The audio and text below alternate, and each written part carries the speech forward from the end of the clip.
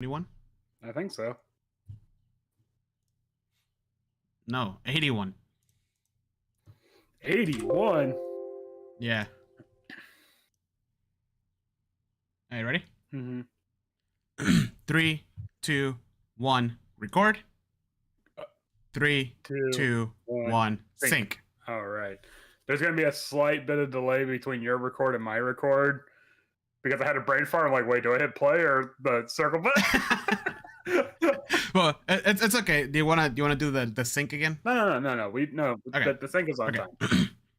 All right, cool. It's just like there's going to be like a second of like you're just gonna have to like trace mine back a second, and then you know what I'm saying. So, wow, you're making me do more work. Unbelievable. You're the one that's like, oh, I'm gonna make a whole presentation for this. So don't like make yourself a fucking pariah on this crap, okay? Wow, now I feel attacked. Yeah, you should. Unbelievable. All right, let me see. I got what? The boom, the thing, the other thing. All right, ready? Yes. Okay. There's a little delay on the. There's a little delay on the when I press over here and when it changes on your screen. All right. Anyways, there you go. Ready? And welcome to another episode of A Talk of Opportunity. This is your regular host, Jose, and with me, as always, Andrew. I'm not even real. I'm just an AI caught in the machines. Oh no! I was never here. I knew it. You were too smart for your own good. No, not that. Definitely not that. All right, let's at least roll the music.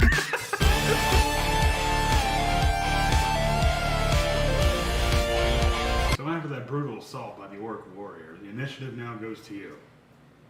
Jose, what do you do? I'm gonna cast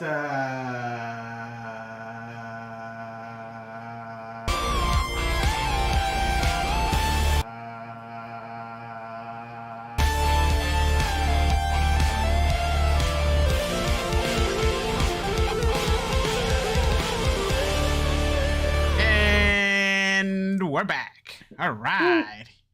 Woo! All right. Welcome to Attack of Opportunity, a podcast all about RPGs and tabletop RPGs and tables and books and movies and video games and everything nerdy in between. Currently, big robots and computers. Yeah. Yeah. Oh, man. Today we're talking about a game that we ran once and we had a blast with and completely forgot about until recently. Because we ran it before it even launched. Mm-hmm. Like, how cool is that? We are talking about Cyberpunk Red. Whoa. Weirdly, our most successful episode? Yeah. For some reason, like, it gets the most views on YouTube. That's right, we have a YouTube, so make sure to please follow us there. It's really just like a dump for like all of our back catalog. Well, you said, but it started as a catalog dump, but now since I started streaming on YouTube as well, that's true. We've been getting like people on there, and like our subscribers keep going up. So hey, you never know. I'm just saying we got a big blow up from doing niche RPGs, like just talking about it. Maybe we should start playing some. Eventually we will. But before we get going with this today's topic, let's talk about what we're drinking. Andrew. I am drinking a Foxtail coffee cold brew straight from the bottle. I love me Foxtail. I also love a good Foxtail, and I went there yesterday and it was like ass to elbows. And I bet. And the thing about it was that because I had a Foxtail coffee gift card, so I'm like, okay, I'm just gonna swipe this, and then the guy's like, oh well, let me pull up your balance, see how much you have left, and like the line keeps building. So I start to feel anxious for the guy. He goes, that's weird, I can't see it. I'm like, don't worry about it, man, it's cool, you know what, you're good. Dude, that happens to me all the time, especially when Kristen wants to use like her reward points or like whatever from the store, wherever we're going, and then it's not loading or something, and I'm like, just pay the full amount, I don't care, let's just go. Like, come on. It's fine. I'm like, don't worry about me, man, just get the line. He's like, oh, okay, well, I'm sorry. Like, no, you're fine, don't worry about it. Yeah, he probably didn't even give a shit. No. You know, he's like there all day. But I just, Oh. as someone that's been on the other side of the counter, like I see that line building, just like sweat starts rolling down my temples and stuff. Oh man. I'm drinking. I'm keeping it kind of balanced. Well, not balanced, but like kind of simple. I am drinking a Ghost Warheads energy drink today. Look at those colors. I'm keeping it balanced. I'm only having a ghost head. If I was really great, maybe having a rain or something like that. At least it's not a rain. And then I'm having water for the hydration. There you go. Yeah. One of these, So one of these days, we just gotta have a bang energy and just get like the worst possible flavor we could think of. Like, yeah. You know what's the worst thing about Bang right now is that they actually taste pretty good. Like I got like the unicorn farts, whatever color it was, and I'm like, you know, ha ha ha, funny. And then I taste it. Oh wow, that's actually different. have you had the birthday cake one? No. It is straight vanilla extract. It is the worst fucking thing I've ever tasted in my whole life. That is not the flavor I want from an energy drink. Not vanilla. Why? It is not. And I got it on a dare, and I'm like, no, I gotta finish this. I paid like $2.50 for it, so I gotta finish this. All right. So, Cyberpunk. Andrew, Pew, pew, pew, pew, pew, pew, pew, pew, pew. what did you know about the dark future of Cyberpunk? Besides the fact that we're living in it. Yeah, you know, the more I researched, the more I realized that like we're in it. yeah, this is it. It's, maybe we don't have like the tactile cyberware that they have, but you know, we're in it. Yeah, we're in the dark times. I saw a Twitter post where it's like, man, I wanted my cyberpunk corporations to be like Tyrell Industries, not Google. Yeah. Or Facebook, or Meta. Or, I mean, say one thing. At least Elon Musk got it right. Like, this is X. Yeah. Yeah, he just forgot to check the copywriting, the trademarking, literally everything else. He was too worried about making a cyberpunk. Yeah. Yeah, so you know he got it right. He also looks like they all look like evil villains, honestly. Yeah, I know, right? Which is kind of crazy. Yeah, you want your lizard people evil villain, or you want your like super muscular evil villain? Like which? Okay, so they're both scary as fuck. All right, so going back to the original question, you asked me what I know about Cyberpunk. Are you talking about the game or the genre? In general. Okay, so what's your knowledge? So I know it takes place relatively close into the future. Like the trope is like 15 minutes in the future, where like we haven't quite established a utopia yet. So there's a lot of mega corporations. Yeah. And like everything, like the aesthetic looks cool, but then once you dig like even an inch below that aesthetic, you see how grimy and seedy and desperate people are. Yep.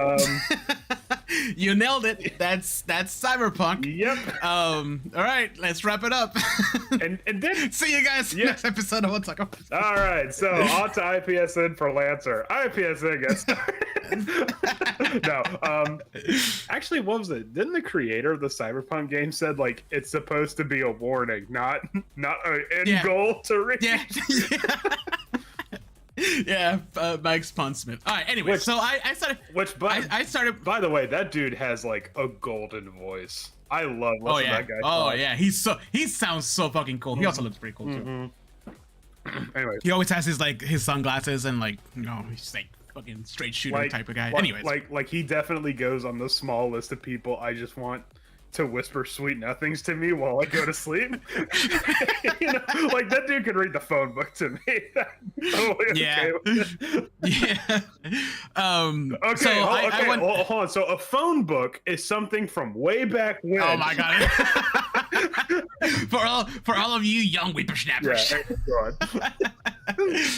So I wanted to make an episode about Cyberpunk after Andrew killed it with the Lancer episodes. I'm like, I want to talk about the game that I like.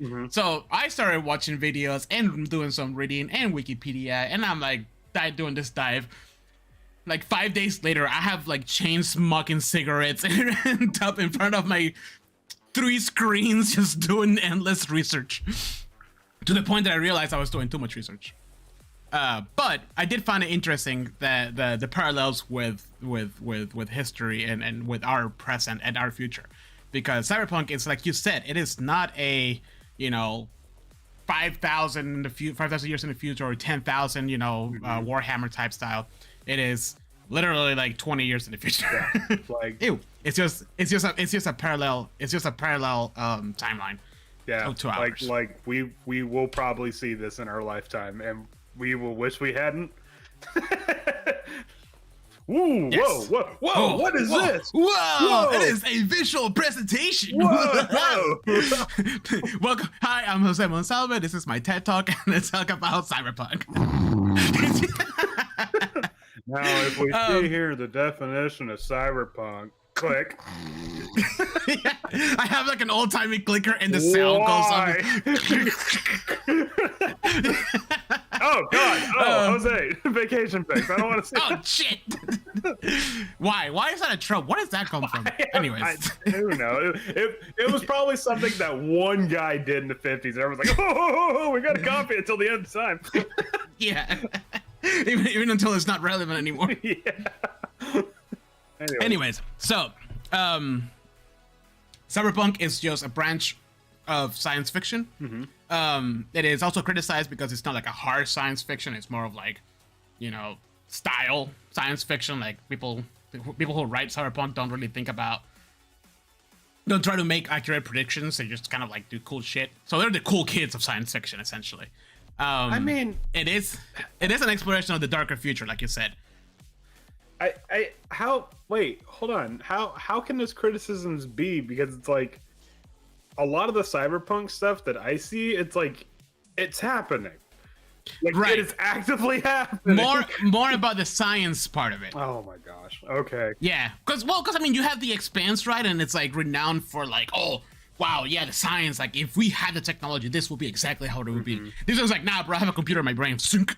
I mean, okay. So some people have to understand we need narrative license. However, Elon Musk is developing the computer in the brain, so. Oh my God, I cannot wait for all the fucking. Oh Jesus. Spam. Okay, but like I said, these guys are the cool people of science fiction. They embrace the punk and hacking styles of like the late 80s, early 90s, and they go balls to the wall with it. Okay. Yeah. Well, no, so this is like.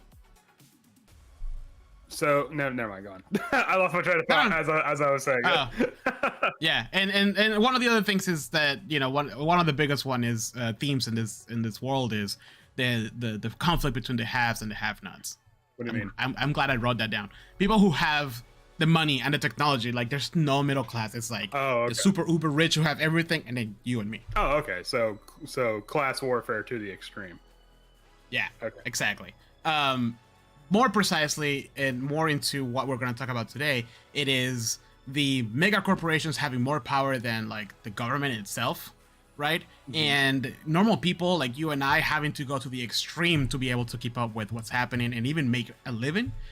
And by that I mean implanting cyberware in our bodies in order to take on jobs that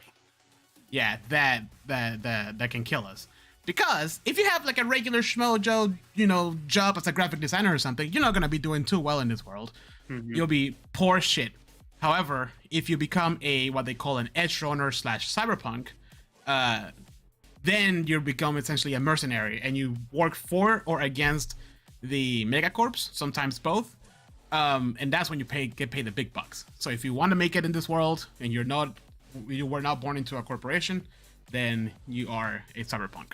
And then you got to go to the extreme to try and get those jobs. Personally, I feel like this is the biggest thing that a lot of people can't grasp when it comes to cyberpunk, because they're all like, "Oh man, like mega corporations and stuff, like blah blah blah, like secret security forces." Like, no, this is bad. Yeah. This is like the concept of like in the cyberpunk like game universe where a health insurance company will have its own surprise, like private police force. Like you realize this is bad, right? Yep. It's all privatized.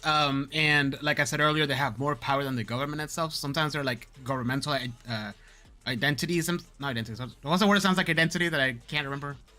Entities. Okay. Themselves. Which is obviously not good. Yeah. Because they will exploit the shit out of everything, and they do. That's what makes Cyberpunk. Mm-hmm. One of the other bigger questions in this world is, if you implant yourself so much with cyberware, and you're hooked to the net, and you're like, you know, at what point do you become more than human, or are you even still human? Mm-hmm. Right? This is where one of the leading. There's two ways that this can go. Like you can either, and we'll talk about this a little bit later, but you can either become so entwined with the technology that you become part of the net or the internet or whatever you want to call it. Mm-hmm. Or you have so much cyberware inside of you that you can break into a cyber psychosis and become a fucking sociopath because your humanity is pretty much just gone. So we're talking about transhumanism. Yeah. Okay. A little bit of transhumanism. Okay. Yeah. All right. Ghost break. All right. Now a little bit of history about the real world history of Cyberpunk and where it comes from. Obviously, Philip K. Dick. Dick. All right. Now we're talking. Yeah. So I didn't know that he was one of the first ones. You know, like you think of H.G. Wells and stuff like that. This is kind of like the guy, but for Cyberpunk itself. I mean, this is even before the term cyberpunk was actually like coined and brought to the mainstream. right. You know, the cool story that I learned about this is that while he was researching or doing research for the Men in the High Castle, he was reading the journal of a concentration camp guard who was complaining about the sounds of children starving, the screams and cries of children crying were keeping him awake at night. But he wasn't complaining in the sense that he felt bad and he needed like some therapy. No, he just wanted them to shut up so he could go to sleep. More of an of like a So this is when like the idea of an android first came into our world by Philip K. Dick, a robotic person who is detached from empathy itself. Mm-hmm. So if you think of Android, this is where it comes from. I mean, Philip K. Dick. That makes sense. It's a purely logical, cold, humanless. Yeah. What better fucking jumping off point than that? Yeah. Once again, World War II.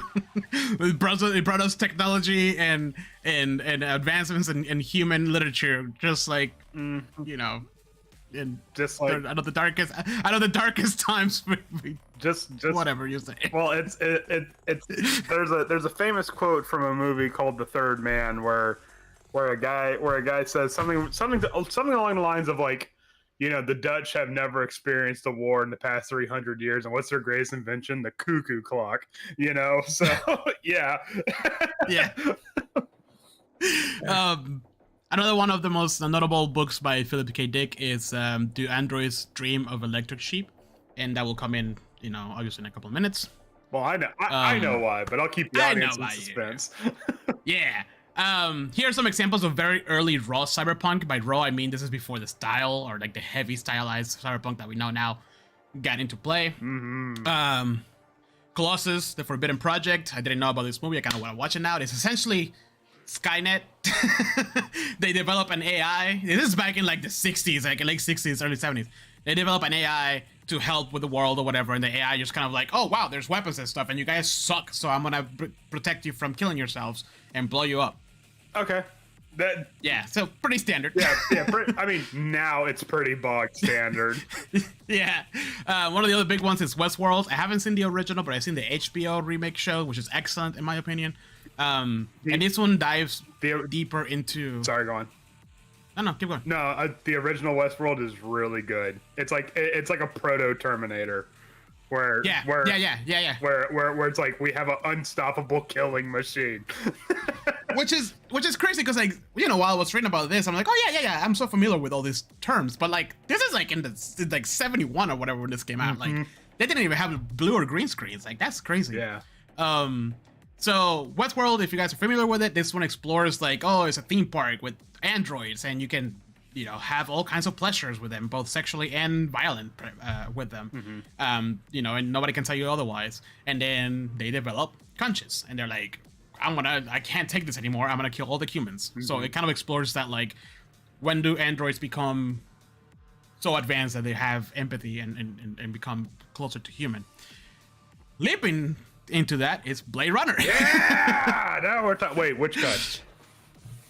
Obviously, the original theatrical release cut with the voiceover. Sorry, stop the presentation. Oh God, the voiceover cut. Oh no! Throws tomatoes at the webcam. Not the voiceover cut. That's the worst one. I didn't even know that existed until I was doing the research for this, and I watched it. I'm like, oh God. I saw just the opening scene with the voiceover cut, and I wanted to fucking barf. Well, what I didn't know is that Harrison Ford didn't believe in that cut, so like he recorded the voiceover like half-assed because he didn't want him to use it, so he just did a really bad job with it. Yeah. And they used it. Oh man. And there was probably someone who's like, well, he's supposed to be like a burnt out detective, so it kind of works. Like, no, he doesn't care. Yeah. Oh God, it was so bad. No, I watched the Ultimate Edition. I forgot which one it's called. I talked to you about it. Thank God. Thank God for Rutger Hauer. Yeah. No shit. Anyways, but Blade Runner is essentially an adaptation of Do Androids Dream of Electric Sheep, where they explore the same idea of, do androids have souls? They have this complicated test. I forgot what it's called. The test that they do to ask the questions. So it's like the Turing test, but the opposite of it. Anyways, excellent movie. If you haven't seen it, it is like the foundation of modern cyberpunk. Excellent movie. I particularly like Blade Runner because it really does, like, it kind of makes you draw a line, like, where does humanity start? Yeah. Yeah. And I feel like from that little seed, that's where me personally, I think a lot of this like cyberpunk stuff, and especially sci-fi, just blew up from. Correct. Correct. Also, it's called the Voight-Kampff test. The Voight-Kampff test. Yeah. So. They're just trying to get like a when humans will have an emotional reaction, the androids would have to calculate that, and that's how they find them out. Whatever, they kill them. Also, during the late 80s, early 90s, there was like that population boom in our real world, which sparked a lot of fears of overpopulation, which is kind of what happened. But, people were thinking that like the world was going to end because there were so many people on it, which it kind of is. But, that's for another episode. And that sparked a lot of like, what would happen if a lot of people lived in a city? And mega cities came in along the lines of mega corporations, which that's why we have Judge Dredd here. Excellent comic, and the movie adapted the 2012, I think it came out. Yeah, 2012. Yeah. Don't worry about the Sylvester Stallone one. The Carl Urban one all the way. Yeah. Oh God, so good. Like if you want to run cyberpunk, just watch that. Take some notes. You'll be just fine. But it deals with what happens. With overpopulation, mega cities, mega corporations. What happens when we don't have enough police to take care of all of that? And along the same lines, RoboCop came along, where do you have I forgot that corporation in RoboCop that is trying to like it's playing for both the cops and it's trying to benefit from like the cops and the bad guys, whatever. Same thing. Big corporation, and I think specifically in RoboCop 2, they tried to privatize the whole city, which is crazy. I think that was it didn't do too well, but whatever. Some examples of raw cyberpunk. Yeah, I love particularly Dredd. Like RoboCop, there's obviously a lot of nuance about corporations privatizing police forces, stuff like that. But I particularly like Dredd because it shows the militarization of police in order to expedite like judgment and stuff like that. Just be like, okay, no, we need results right the fuck now. Like we don't have time to process this and whatnot. And blah, blah, exactly. And the crazy part is that what was it? The statistic? It was like in the world of Judge Dredd, they can only deal with like 0.4% of the actual crime, even though they had that ability to like be judge, jury, and executioner all at once. Yeah, that's crazy. So I mean, it just goes to show just like how awful the Dread universe is. Yeah, yeah. And then, but what brought it to the mainstream, Andrew? Well, that will be our friend William Gibson. Okay. Which I have his books over here staring at me in the face because I haven't read them yet.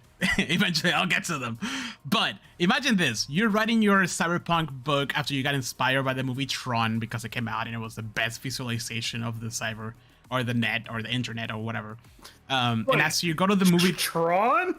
Tron was a huge inspiration for William Gibson. Okay. And it was, I mean, think about it. It was a revolutionary movie for the time. It was the special effects of. I mean, okay, yeah, of that time. Okay, aesthetically, yes, I understand. Yeah, aesthetically. Sorry, not. I don't think Tron had any like overt political messages. No. More, no, just stylistically. Okay. And if you pay attention, this is kind of like how this inspired him to envision how the net would work in his books, how the internet. I'm gonna be going between net and internet because he coined net, like he developed this before the internet became what the internet is, what it is to us. Like, okay, William Gibson is what he's the one who put it down. I don't know if it was the first time, but he was the one who popularized it. Now, see, I have proof that Al Gore actually. Oh my God! Get out of here! You can't judge me. You said you watched the voiceover cut of Blade Runner. Oh man! All right, so imagine this: you're writing your book that you got so inspired to write, right? Neuromancer. Oh, it's gonna be so cool. And then your buddies invite you to, hey, let's watch this movie. It has Harrison Ford in it. Let's go to the movie theaters. And you go there and you watch the first 20 minutes of Blade Runner, and you're like, fuck. People are gonna think that I stole this. I mean, you know, it wouldn't be the first time that like two people came to a completely logical conclusion. Yep. So it is. We stand on the shoulders of giants, isn't it? Like it's just a thing that happens all the time, over and over again. But anyways, he developed Neuromancer, which is one of the most famed books when it comes to cyberpunk in general. Like if you want to get into it, you have to read it. It is on my list. He also coined a lot of the terminology associated with cyberpunk. Some of the examples that I have here is decking, which we'll go into in a little bit. The street samurai. Please tell me we'll go into that. Well, a little bit. because I was like, wait a minute. Yeah, street samurai, cyberspace, and more importantly, which I thought was really cool. This is in 1988, by the way. Intrusion Countermeasure Electronic, or ICE. Which is like a huge thing in Cyberpunk, like the game itself. I actually just recently learned about Black Ice in Cyberpunk, and it scares me. Yeah. So his three major books that kind of like the main trilogy for him is Neuromancer, Count Zero, and Mona Lisa Overdrive. Okay. Haven't read them. I bought the set. Is there staring at me. I will read him one day. But this guy is what brought it. He was just like an underground hit. At this point, cyberpunk and even sci-fi was not doing too hot in the mainstream either. When this book came out, it was like, if you were a cool, well, quote unquote, cool science nerd in the 80s, you would read this. Like, this was the it thing to do. I love this little head canon that I have where you have people like Orson Welles and shit, and no, not Orson Welles. What am I thinking of? Yeah, Frank Herbert. yeah, Frank Herbert and all stuff, and like they're like the normal like sci-fi people. Meanwhile, you have like the Neuromancer guys. So yeah, they have like a leather jacket with like little studs. Like, smoking cigarettes in the library while reading their books. Yeah, Philip K. Dick's like, hey, you want to buy some drugs? Actually, wait, didn't we establish that Frank Herbert was the bad boy of sci-fi before? At one point, yeah. And then, well, because we were comparing him to like even older people. Yeah, not Orson Welles. Who am I thinking of? Who's the guy that wrote I, Robot? Fuck. Oh, Asimov. Yeah, Isaac Asimov. Orson Welles is a fucking actor. Anyways, go on. Yeah. Oh, I think you're thinking H.G. Wells. Yeah, I am thinking of H.G. Wells, but he's like been dead. So, yeah. Now we're talking. Let's talk about actual Cyberpunk, like the game. Yeah. Okay, blah blah blah. Yeah. We got the context out of the way. That's great. So in your head canon, you have like the nerdy pocket, the nerdy pencil pocket protector over here reading like H.G. Wells and all these guys, and then you have like the edgy punks over here reading William Gibson and Philip K. Dick, and in one of those guys is the only black guy here is Mike Pondsmith, sitting there cool, being the coolest of all of them, because he was brought up in this era and he loved it so much that he decided to make it into a tabletop game. Fuck. Because around this time, Dungeons and Dragons was very popular in the underground, because the scare. Woo. Yeah. Oh yeah. Well, what? This? Late 80s. Early 80s? Yeah. No. Or early. Well, it started in the early 80s. The first one was published in 1988. Okay, so but yeah. So we were well within the satanic panic by then. Okay. Yeah, correct. So Walter John Williams was one of his favorite novelists, and he loved Hardwired Overdrive, I think is what it was called, so much that he decided to like bring it into a game, and he even got Walter John Williams to come in and playtest the game itself. Holy The first shit. edition of Cyberpunk was released in 1988, and it was just called Cyberpunk. However, now we refer to it as Cyberpunk 2013 because that's the year that it took place in canon. Okay. Okay. Oh, excuse me. So, just real quick, I'm noticing here from the naming conventions, it doesn't go by like Cyberpunk 2E or something like that. It goes by like. Okay. All right. Titles. It's by titles. Yeah. I can dig that. Yeah. Then there was Cyberpunk V3.5. Okay. I can't remember if it's between Cyberpunk Red and Cyberpunk 2020 or Cyberpunk 2020 and Cyberpunk Red, because it was so hated. This was the 4th edition of Cyberpunk. It was so hated that it essentially got wiped from the internet. Whoa, really? Mike Pondsmith quite literally connected himself into the net and just deleted it. Like you can't find it. I found like what could be one of the covers for that one, but it was like a weird pixelated mess. Why was it so hated? I don't know. It just nobody mentions it. It's barely in like the Wikipedia. Like I was like, okay, cool. So it was also like a in between step type thing. It wasn't like a full release. It was weird. Oh, okay. However, So it was like a beta that like died on the vine. I think so. Yeah. Then we have in 1990, Cyberpunk 2020, which took place in Cyberpunk in the year 2020. And then from 1990 all the way to 2020, literally like 3 years ago, Cyberpunk Red was released. Okay, how cool is that in 2020 you release an update to Cyberpunk 2020? How was that planned? Probably. Do you think?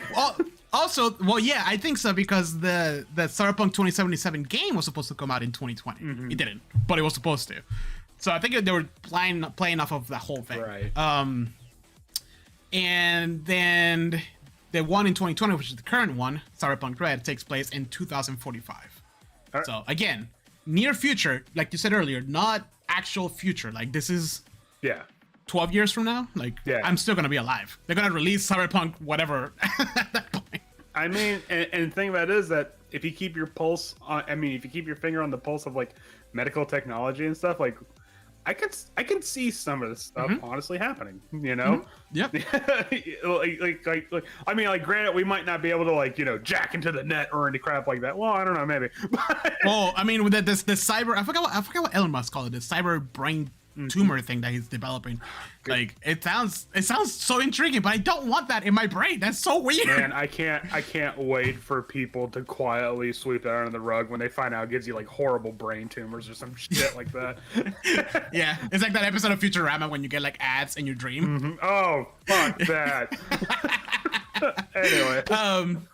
Also, the coolest thing about Cyberpunk is how it was created by Mike Pondsmith. Look at this guy. Look how cool he looks. I kind of wanted to Photoshop his glasses so it wouldn't reflect the park. It would reflect like Night City. I mean, there's nothing wrong with that. There's not, but you know what I mean. He's taking one last look at nature before he sees it all get swallowed up by the concrete jungle. There's nothing wrong with that. Fair.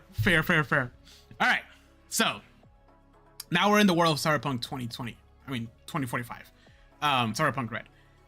This is a 10,000 feet view of the timeline that has happened since the story first began in the game, all the way to what we're going to be playing for Cyberpunk. Okay. These are the major events, and one that I found very interesting, not necessarily super major, but it's still pretty important. I want you to keep in mind as I'm going through this, there's a lot of in-between things, including famine, government collapsing, fuel shortages, like all that kind of. Imagine dystopian things. That's what's happening. Okay. In between all of this stuff. All right. 1994. I think this started. The game actually. The story in the game starts in 1988. I think it is like actual 1988. But in 1994, the two superpowers of the United States and the Soviets were caught manipulating the stock market. Okay.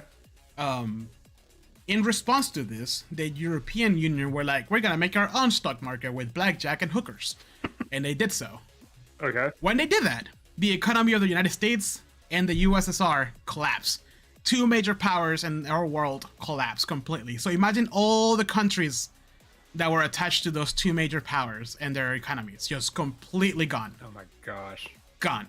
At this point, a bunch of like corporations died, a bunch of countries caught on fire, like extreme economic collapse. And then the euro dollar was adapted because the dollar was worth so little that people just started using euro dollars everywhere because it was the most stabilized form of currency. Yeah, the world power shifted away from America. Correct. Got it. Okay. In 2001, the net was invented.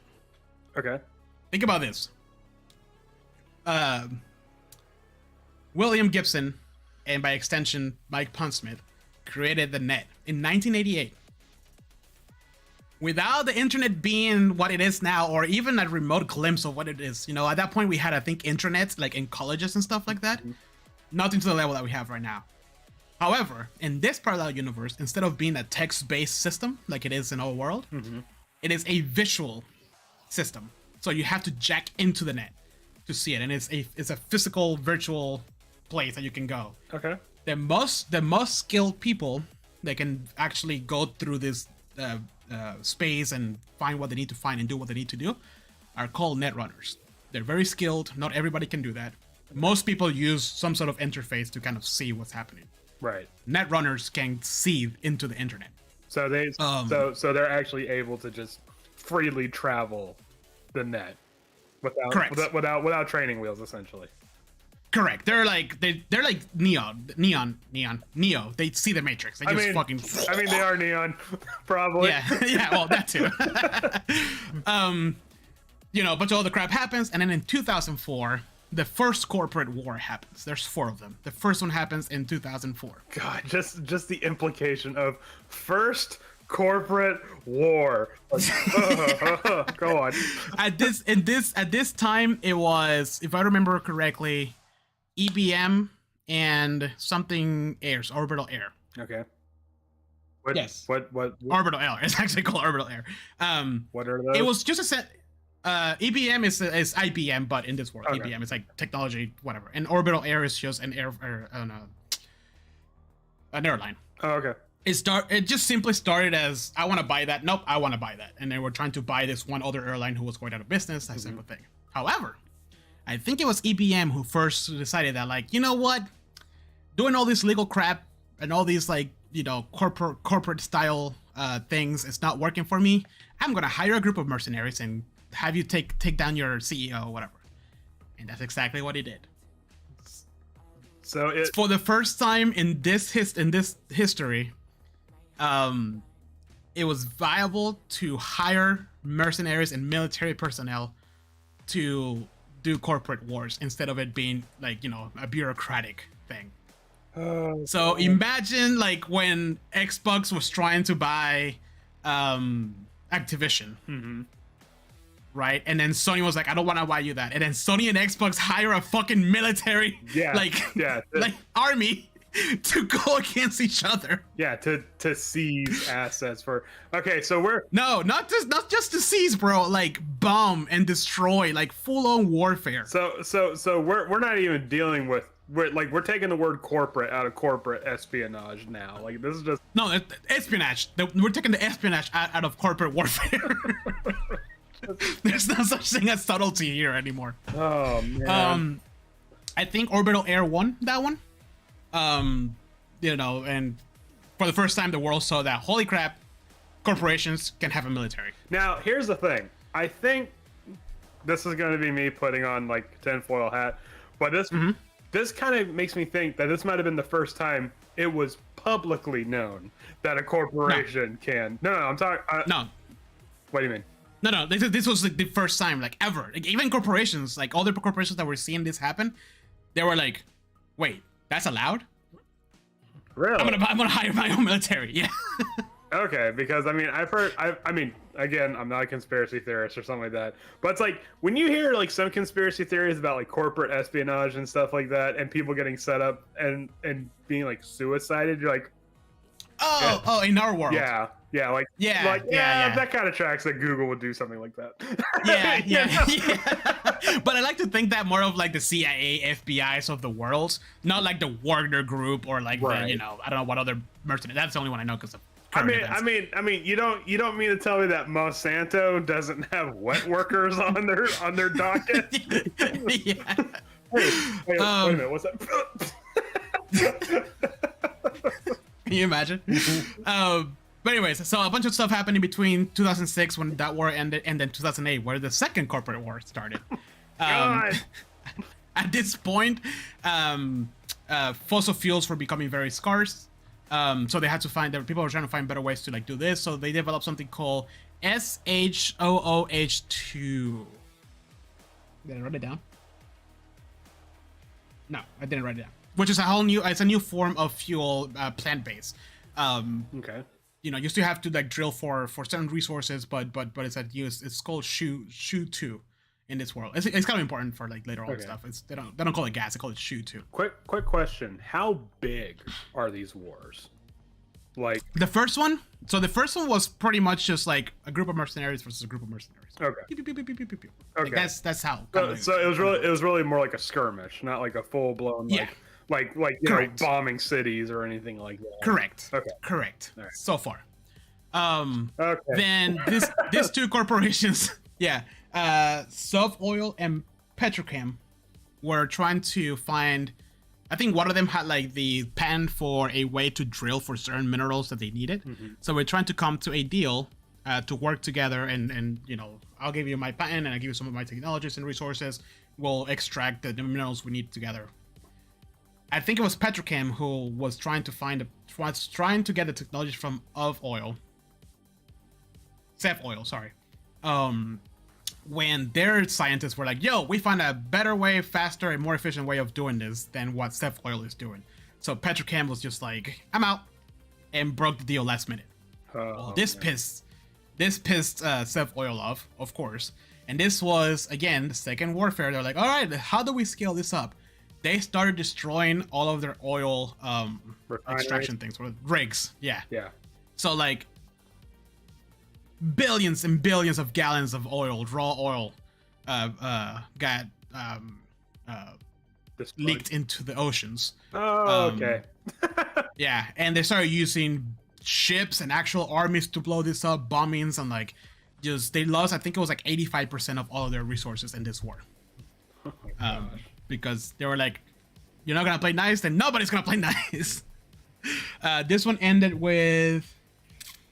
Don't ask me details on this, but I thought it was interesting because I haven't kind of done the research on it. But like, apparently a Tycho space station dropped a rock on Colorado. You know, that's okay. So I'm having a weird thing where, ever since I read about it in The Expanse, apparently that's a pretty Tycho. No. I'm talking about. Oh, the dropping rocks. Apparently that's a pretty popular method in space warfare. Like, just drop some fucking rocks on them. I mean, it makes sense, no? Like, yeah, no, they're does. Just floating there. All you have to do is push them in the right direction. But it just like opened up this Pandora's box. I was like, no, dude, just strap a rocket on a rock and you know, call it a day. You're done. Yeah. let gravity do the work. Yeah, exactly. This one ended with Petrochem winning. Okay. And then they're deleting manufacturers of shoe 2 or whatever the fuck it's called in this world. Okay. Now, between the second and the third corporate war in 2013, something pretty epic happened. And this is when we started getting introduced into some of the major players and big characters and like legends of Night City, of this world. And it's a big short story called Never Fade Away. Okay. And the big premise of this is we have our hero, quote unquote hero, Johnny Silverhand, Okay. Keanu Reeves, and his girlfriend, Alt Cunningham, one of the best net runners in Night City, period. Who are having problems, they're going about their lives and so forth, when after a concert, they're walking out and Alt Cunningham gets extracted. And we'll go about that in a minute. Because she developed a program called Soul Killer. This Soul Killer V 1.0 can kill people through the net. It was the first time that a program can just kill you straight up. Oh shit. Okay. Right? Yeah. So he gets extracted. Johnny Silverhand gets smoked and stabbed and almost dies. And then he seeks revenge against the Arasaka Corporation, which is where the people who took Al Cunningham. They are a defense contractor. They're a military. Yeah, exactly. The big deal about this is that he essentially was the first rocker boy. What that means is that he was so popular in this world because every piece of music in this world is it's an algorithm designed to pump out pro-corporate and pro-consumer music. So that's what the mainstream people get all the time. It's just AI-generated music. I mean, Corporations are good. Is it really any different than what we're listening to right now? Corporations are good. Buy more things, right? Uh-huh. Yeah. And there's consumerism. Yeah. Yeah. And then there's a subgroup of people, rocker boys, who try to get their music out there, which is really hard for them, obviously, because they cannot get signed or whatever. Mm-hmm. And the whole thing is, punk, anti-establishment type thing. However, he was the first actual rocker boy who was able to essentially riled up all his fans in front of the Arasaka. This was part of his plan. Just in front of the Arasaka headquarters and riot, creating just enough distraction for him and his team of a solo and a net runner to get into the Arasaka tower, fuck shit up, and try to rescue Al Cunningham. Wow, that's cool. Well, yeah. So that's why music is very important in the cyberpunk world, right. And I'm gonna try to go into it a little bit later, but that's the big premise around it. Mm-hmm. While he was trying to rescue Al Cunningham, she was developing Soul Killer 2.0, which is essentially not only can it kill you, but it can extract your psyche and your mind for further interrogation in the net. Okay, so yeah, we're getting some real Black Mirror shit here now. Yeah. So for torturing in general. So Arasaka was making her do this. She knew they were gonna use her on her the minute she was done with it. So she tried to develop a couple other things as precaution. One of the major things that she developed is the ability to engram psyches into the net and have them live there forever. As like a good thing, like a safe haven, or just. I mean, it's if you're gonna die and you know you're gonna die. Do you want to die or do you want to be in the net? Okay, all right. So it's not really a good thing, but it's not a bad thing. Right. No, I was just trying to understand like what her end game was with it. Her end game was it was a fallback essentially. Okay. Like whoopsies, because she had another one of the netrunners called Spider Murphy, who she communicated with through the net, obviously, and gave her part of the Soul Killer code for her to extract her in a later date. Okay.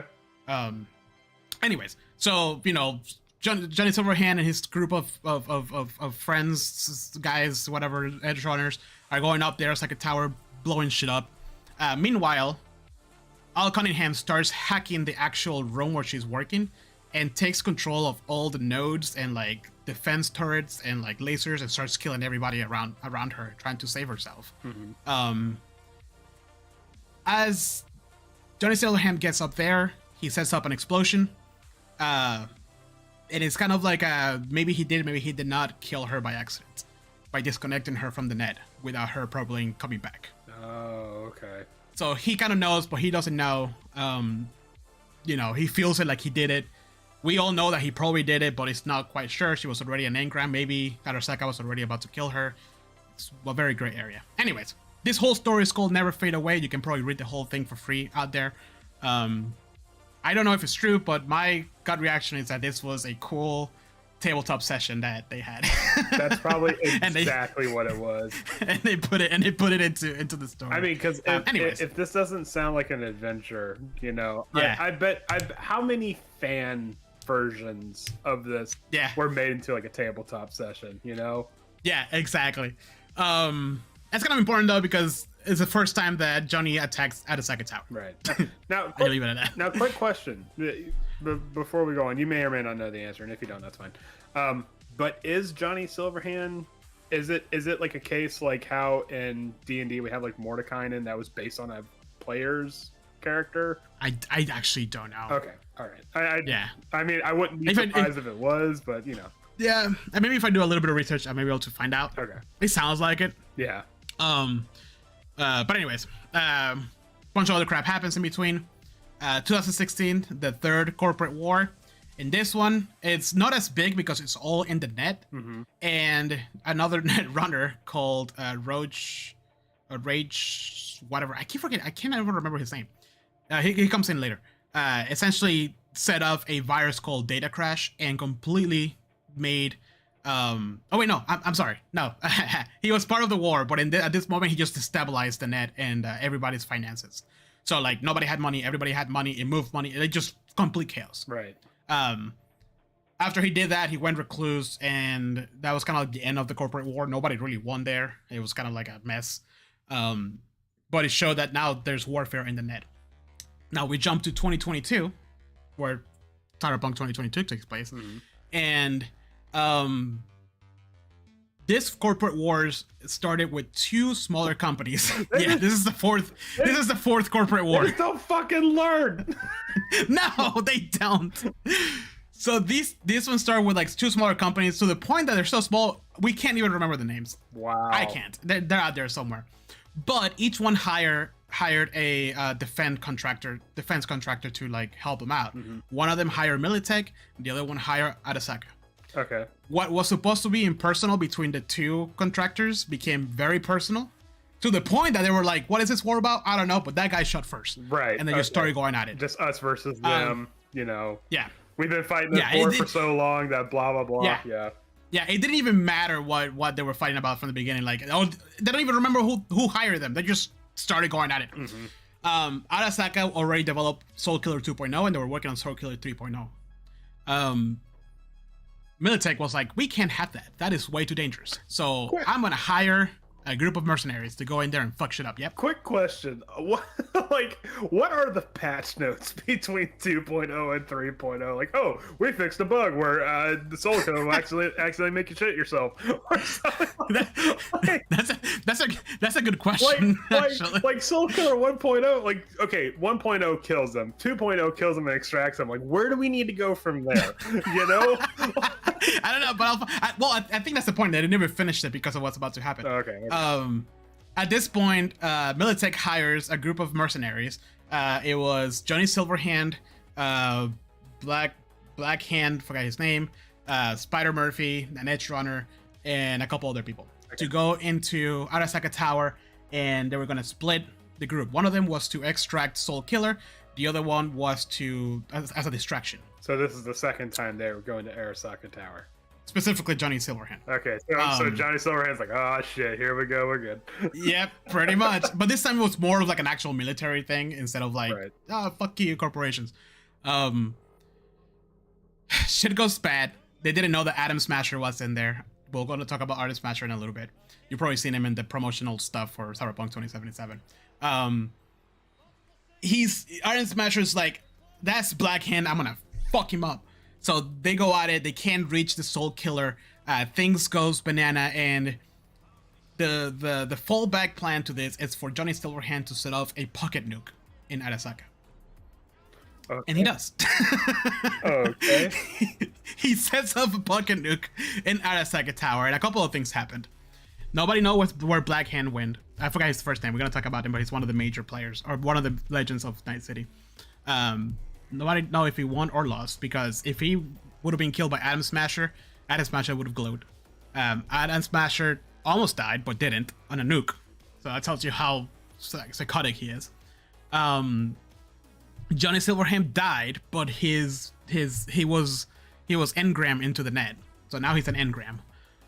Just like Alt Cunningham. Okay. And then the Night City Holocaust was set up. Night City is where everything takes place in this game. Almost everything. I mean, there's other settings out there, but Night City is like the big. It's the Sword Coast of Cyberpunk. Right. The Night City Holocaust is what it sounds like. It's just, it got so bad. It's a time of the Red. It got so bad, so polluted that nobody could live in the city. That's where the fourth war ended. With Militech being victorious for obvious reasons. At this point, and then the hacker that was with them destroyed the net. So now we don't have a net, like a global net anymore. So everything's in chaos. Between 2025 and 2026, actually between 2026 and 2045, where the game takes place, it's essentially like not a time of peace at all. I don't want to make it sound like that, but people were slowly trying to save what was left of Night City. Right. So they're slowly cleaning. They're slowly bringing, coming into the city itself and rebuilding. Slowly but surely.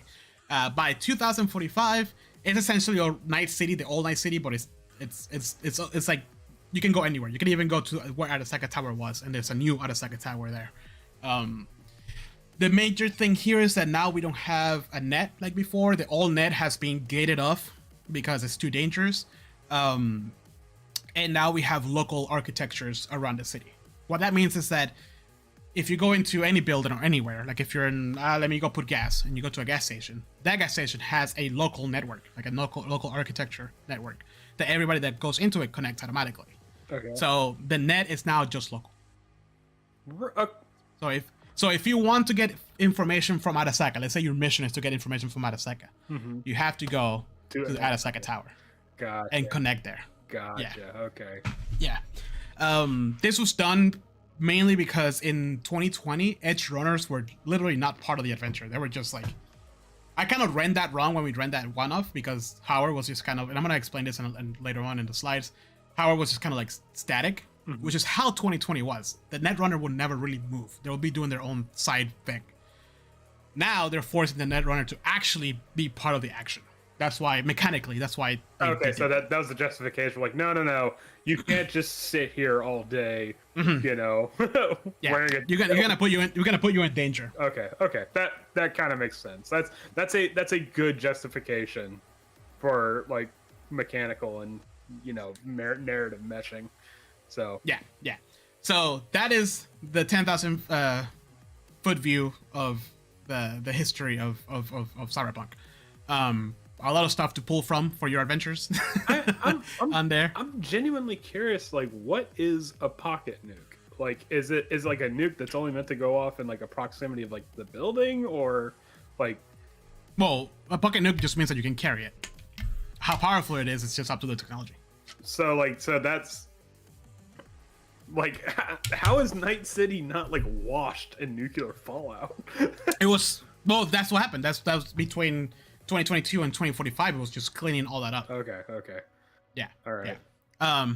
Speaking of Night City, let's talk about Night City. Yay! So this is where like the everything takes place in. Like in the Sword Coast, we have like the spine of the world and like Fandelver and all these places. Everything here is literally just the city. Yes, it's just different sections of the city. Right. so Night City looks like shit during the day. It does look like shit during the day. Don't go outside during the day. So let's talk about a little bit of like the culture and what makes Night City Night City. Okay. And the first thing we're going to talk about is the people of Night City. Now, And the way now where is quote unquote Los Angeles. Okay, all right. That I kind of Yeah. figured as much. Yeah.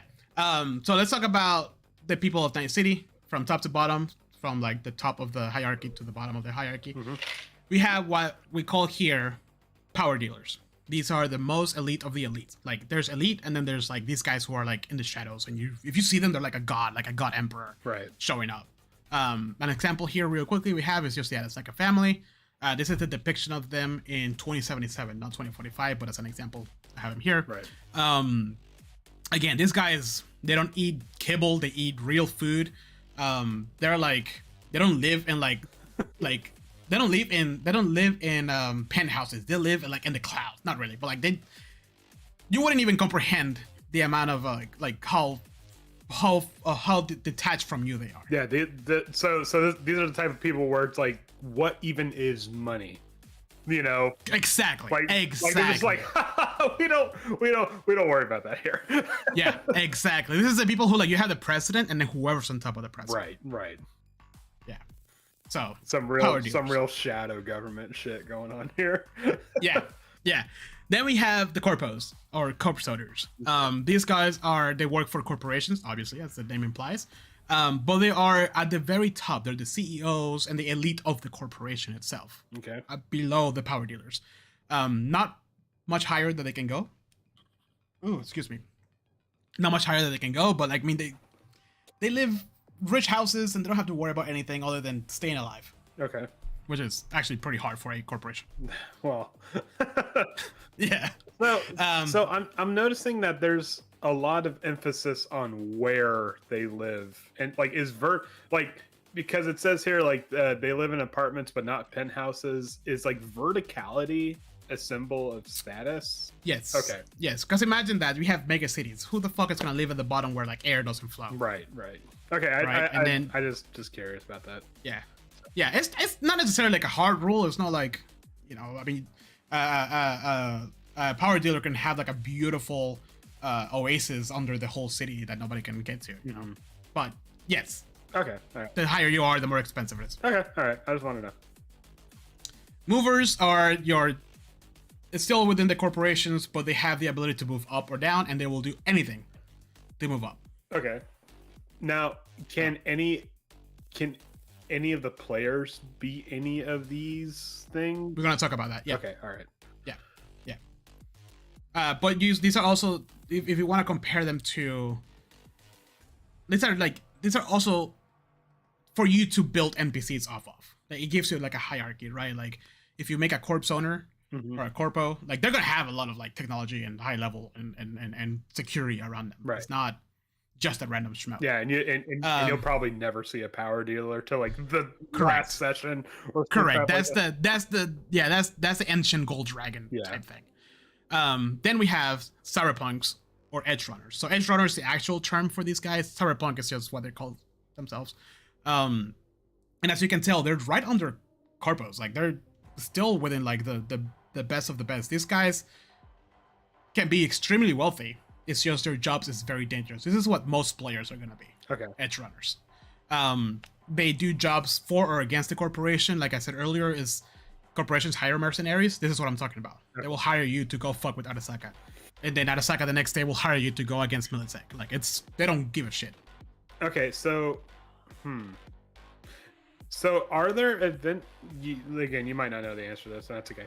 But are there adventures where you have to do like corporate espionage or corporate warfare? Yeah. Okay. Yeah. All right. Yeah. So that's kind of like the whole thing. The whole, and we'll talk about, again, I keep saying this, but like later on, like what the loop is. And the loop is you just want to get a job so you can pay your bills. Right. It doesn't matter. Like it doesn't matter what the job is. Like we're not going to worry about morality or anything like that. Correct. There's no morality. I mean, you can worry about morality. That comes into the roleplay aspect of it, but in this world, this is not like, oh, good is good, evil is evil. This is very gray throughout. Well, yeah. Multiplexers is when they were retaking the city. Malls were built for obviously corporations to sell their shit, but then slowly would turn into living quarters or living areas for people. So imagine a big mall with houses inside of them and people. This is more of the normal common Joe that kind of like can actually live in Night City. Very consumer based. You know, this is just the regular NPCs you're gonna see throughout. Okay. And then the last two, Beavers, which is just bureaucrats, and then Street Scum, which is like the poorest of the poor. Okay. Let's... Yeah, that's just kind of like the last bit of that. Okay. All right. Yeah. Now we talked about like the hierarchy of people. Let's talk about a little bit about mega corporations. Yeah. I'm not gonna go through everything. I'm not gonna talk about every single one of them or what they do, but some of the big ones in this world are obviously Arasaka Militech, because they're just the bigger one. Trauma Team, Self Oil, and the News Network, which is they control the media, so obviously they have a lot of power. So much power so that even Arasaka won't fuck with them. Really? Yeah, because they can. It is known that if you don't want your image or your reputation to die, you don't mess with the. Well, yeah. With the news network. Well, yeah. They control the public perception. Yeah. Correct. Yeah. Correct. So what makes mega corporations? Like I said earlier, they hold a status almost like an embassy, to the point that their workers have corporate assigned passports, because they're not citizens of the United States. They're citizens of the mega the corporate, whatever it is. Arasaka Militech, yeah. There is mega corporations. So to paint a picture of how extreme and deadly mega corporations are, they have teams specifically for extractions. What extraction is just poaching other workers. So if Arasaka sees that Militech has like a really good I don't know, HR person, they will extract it. And I don't mean like, oh, they're gonna like, hey, we can pay you more. No, they will send a team of fucking like elite like Navy SEALs to take you out. Can you to take you out of the company. Can you imagine that? You're just like, you know, like going throughout your normal day, like you're logging on to like, I don't know, like ADP or some shit that like check time cards, and all of a sudden the fucking smoke grenade is like, what? Yeah, and it's whether you want it or not. Like it's not like you have an option to do it. To say no. The extraction team's like, it's like we got a great opportunity here for you. Here, check out this. They throw a pamphlet in your face and they just take you out in a helicopter. Oh, hey, dental. What? Yes. However, that's not usually how they do it. For the most part, they're like, we're gonna kidnap your kids. Yeah. I mean, I just having a little fun with it, but yeah, no, I would imagine exactly what you said. Yeah, it's and like, to the point that like if that HR person is being extracted and they're being pulled physically out of the building, the extraction team of that company that the worker belonged to originally might have a sniper on the roofs just to take that worker out before they leave. Really? Yeah. Mega corporations prefer, they would much rather have their employees die or zeroed out or flatlined before they work for their competition. So hold on. So to me, that's when you have the movers go like, oh, a new position open up. Yeah, well, that too. But also that just emphasizes like, dude, just like quiet quit, man. Just like don't go above and beyond. Just do the bare minimum. I am unextractable. but that's the thing. See, like the people who do that are the beavers.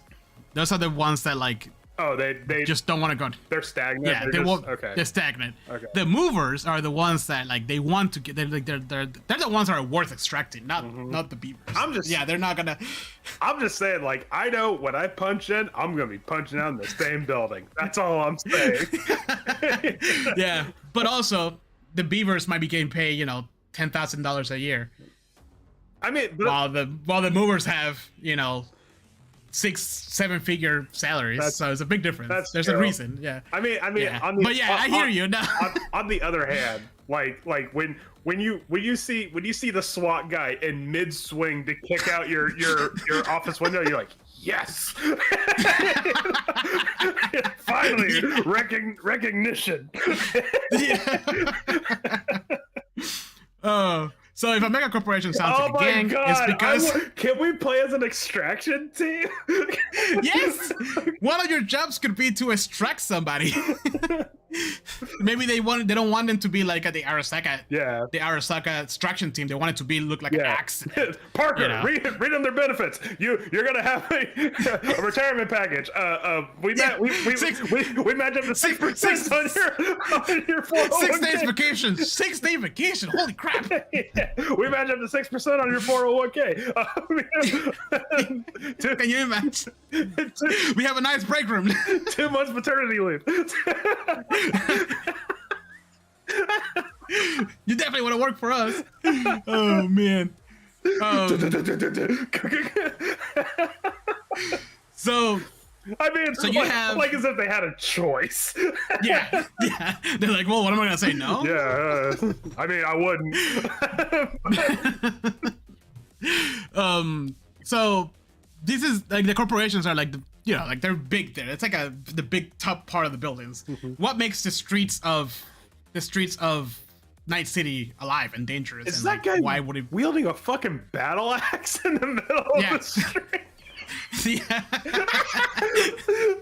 You know what?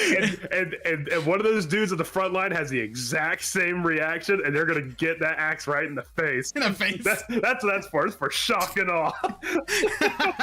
Well, hell yeah, it is. Anyways, go on. I'm sorry, I didn't mean that. No, it's all good. So this is just an overview of like some of the main ones. There's like smaller ones that are kind of lame, honestly. That's why I didn't put them here.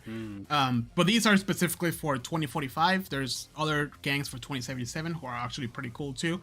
But fairly quickly, the 6th Street is just a bunch of veterans who are protecting their people. They're usually pretty good unless you mess with them, obviously. But on the other side of that, you have the Buzzos. This gang started as YouTube pranksters, if you want to say that. Oh, they're like, God. "Is this a prank, bro?" Right? Like, oh, like silly shit.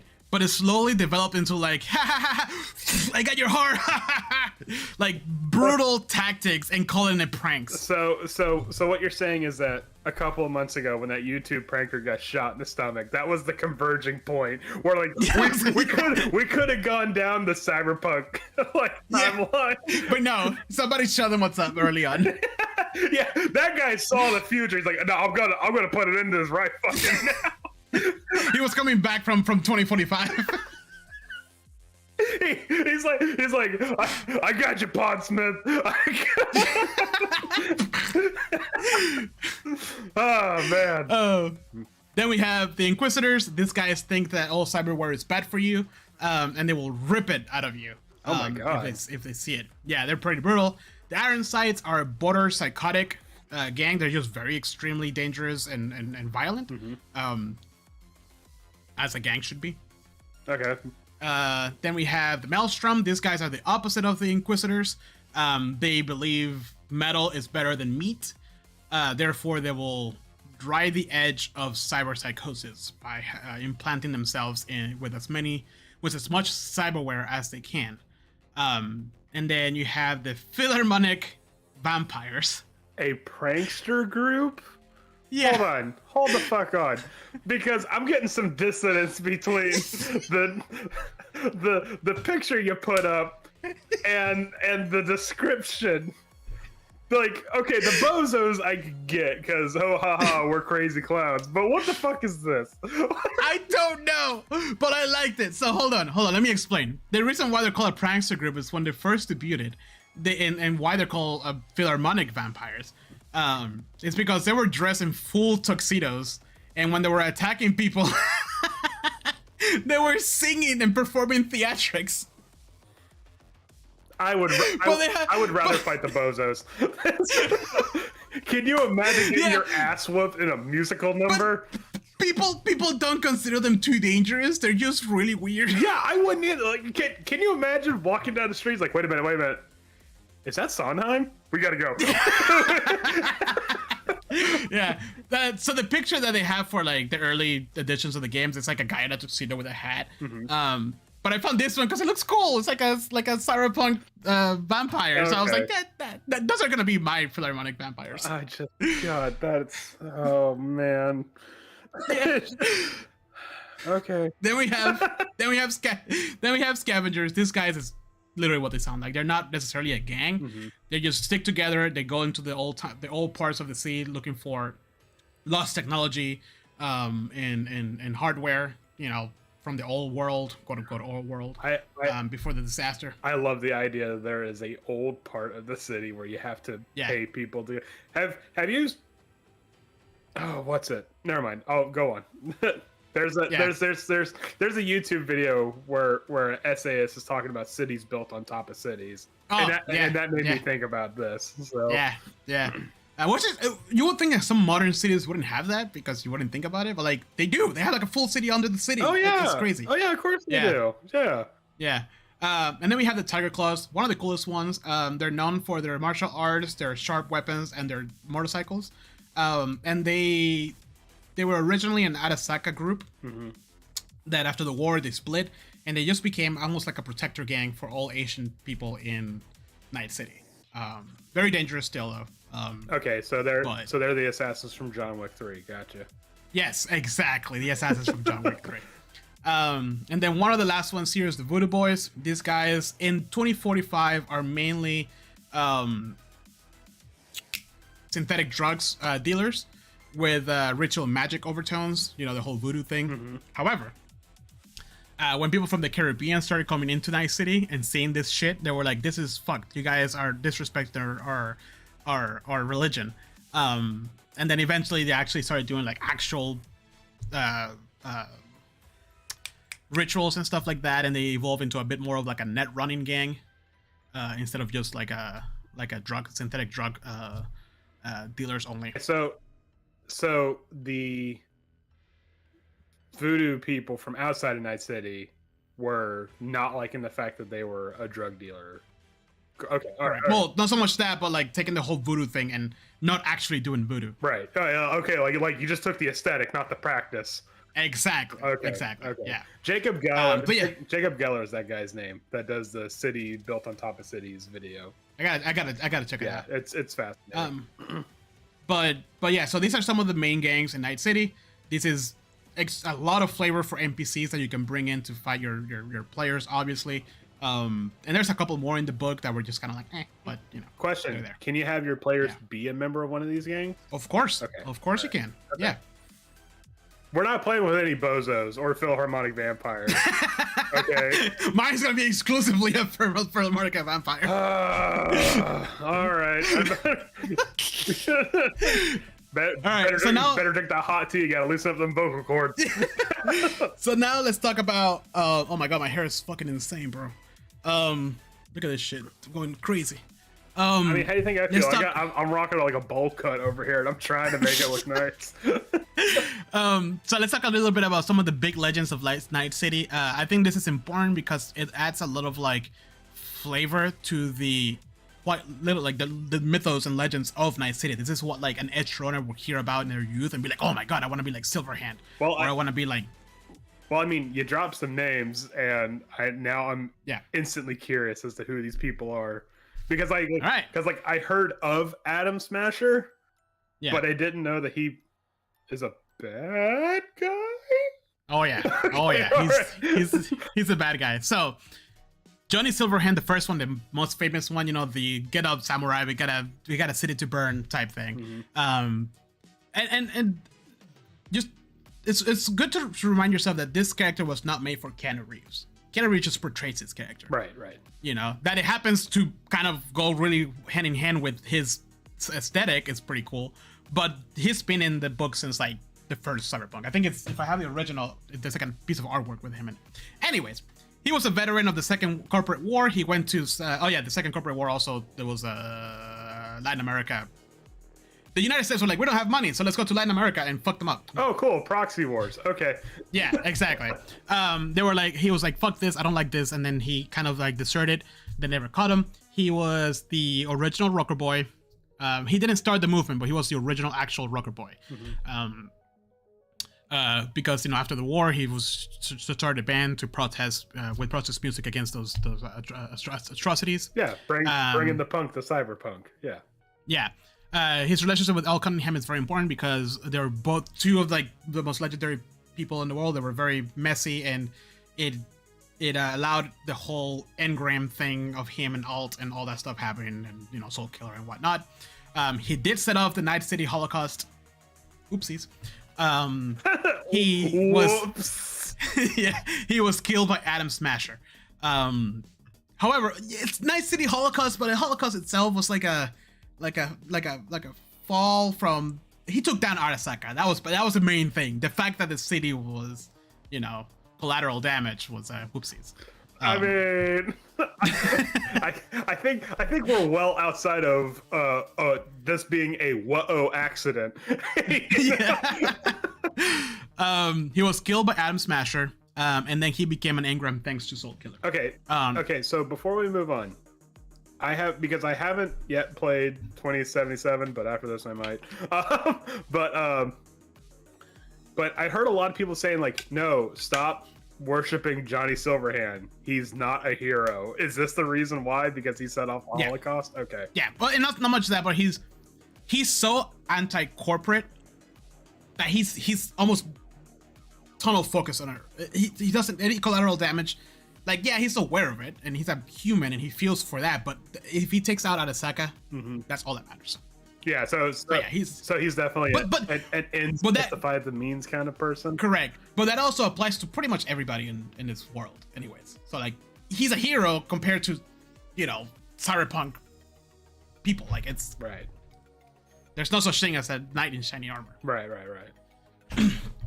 Morgan Blackhand. Damn it, I always forget his fucking name. He was the original Solo. Solo just means he's like a legit, quite honestly, just a mercenary. He's just really good with weapons. Okay. What made him almost similar to Johnny Silverhand, he was a veteran, tired of that shit, ended the war, couldn't find work, whatever. He became a mercenary, the original Solo.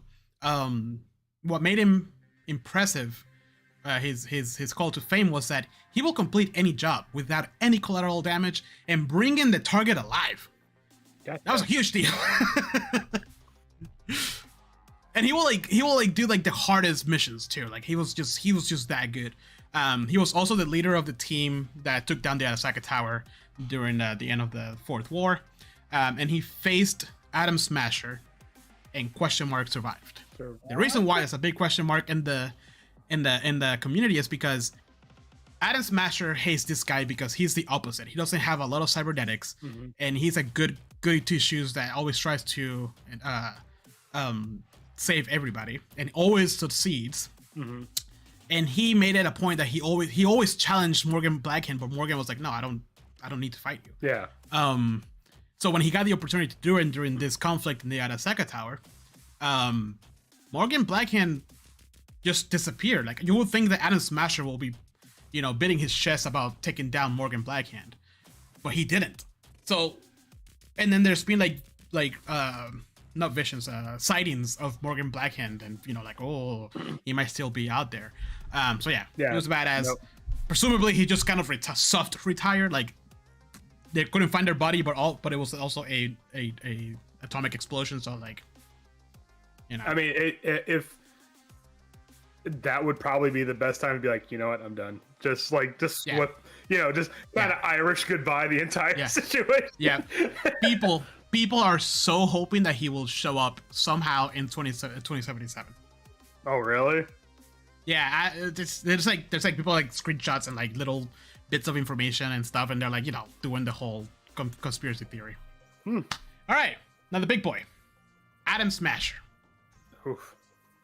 Take what makes Silverhand and Blackhand the best of the best and turn it 180 degrees. Sadistic from youth, didn't do well in the army. After he became a mercenary, and then he got blown to pieces. And then I can't remember if it was like Arasaka or Militek who was like, yo, if you become one of our soldiers, we will give you a cyborg body. And most people kind of like look at that, most military people, and they're like, no, if I become a cyborg, I will lose my humanity. I don't want to do that. Atom Smasher like, fuck yes, let's do this. So they gave him a cyborg body. Then he became one of the best mercenaries out there to get any job done. He only had one request, that collateral damage and civilian casualties were permitted. That was his only request. If that wasn't allowed, he wouldn't take the job. So he literally is the opposite of Morgan Blackhand. Yeah. Where he's Um, this guy is the most unprofessional, like sadist. Just okay, Yeah. cool. he killed Johnny Silverhand, David Martinez, which is the guy from Edge Runners, the anime series, and Morgan Blackhand question mark. Maybe. Maybe. After the Arasaka nuking, he survives, and that's how he went from the guy in the front that he looked almost human with like the skins to the guy in the back who was essentially like RoboCop, Right. maybe. And then he was killed by V in 2077. Spoilers. Question Maybe? mark, maybe. We don't know. Perhaps. Yeah. Perhaps. Or did he? So Of course. yeah, Or did he? yeah, pretty much. So Adam Smasher in this world is if Adam Smasher shows up against your players, run. Okay. He is brutal. Don't ask me about the mechanics because I haven't gone that deep. But that- he is supposed to be like the baddie of the baddies. Okay. So this is like. Okay, I have a bunch of murder hobos. I'm just gonna drop an Atom Smasher on them and just okay. Yeah. Okay. Yeah. Militech saw that you're doing a lot of collateral damage. Adam Smasher's being brought in to end that. To show you how to do collateral damage. Yeah. Well, to be fair, he works for Arasaka, but whatever. Oh, okay. Same difference. Yeah.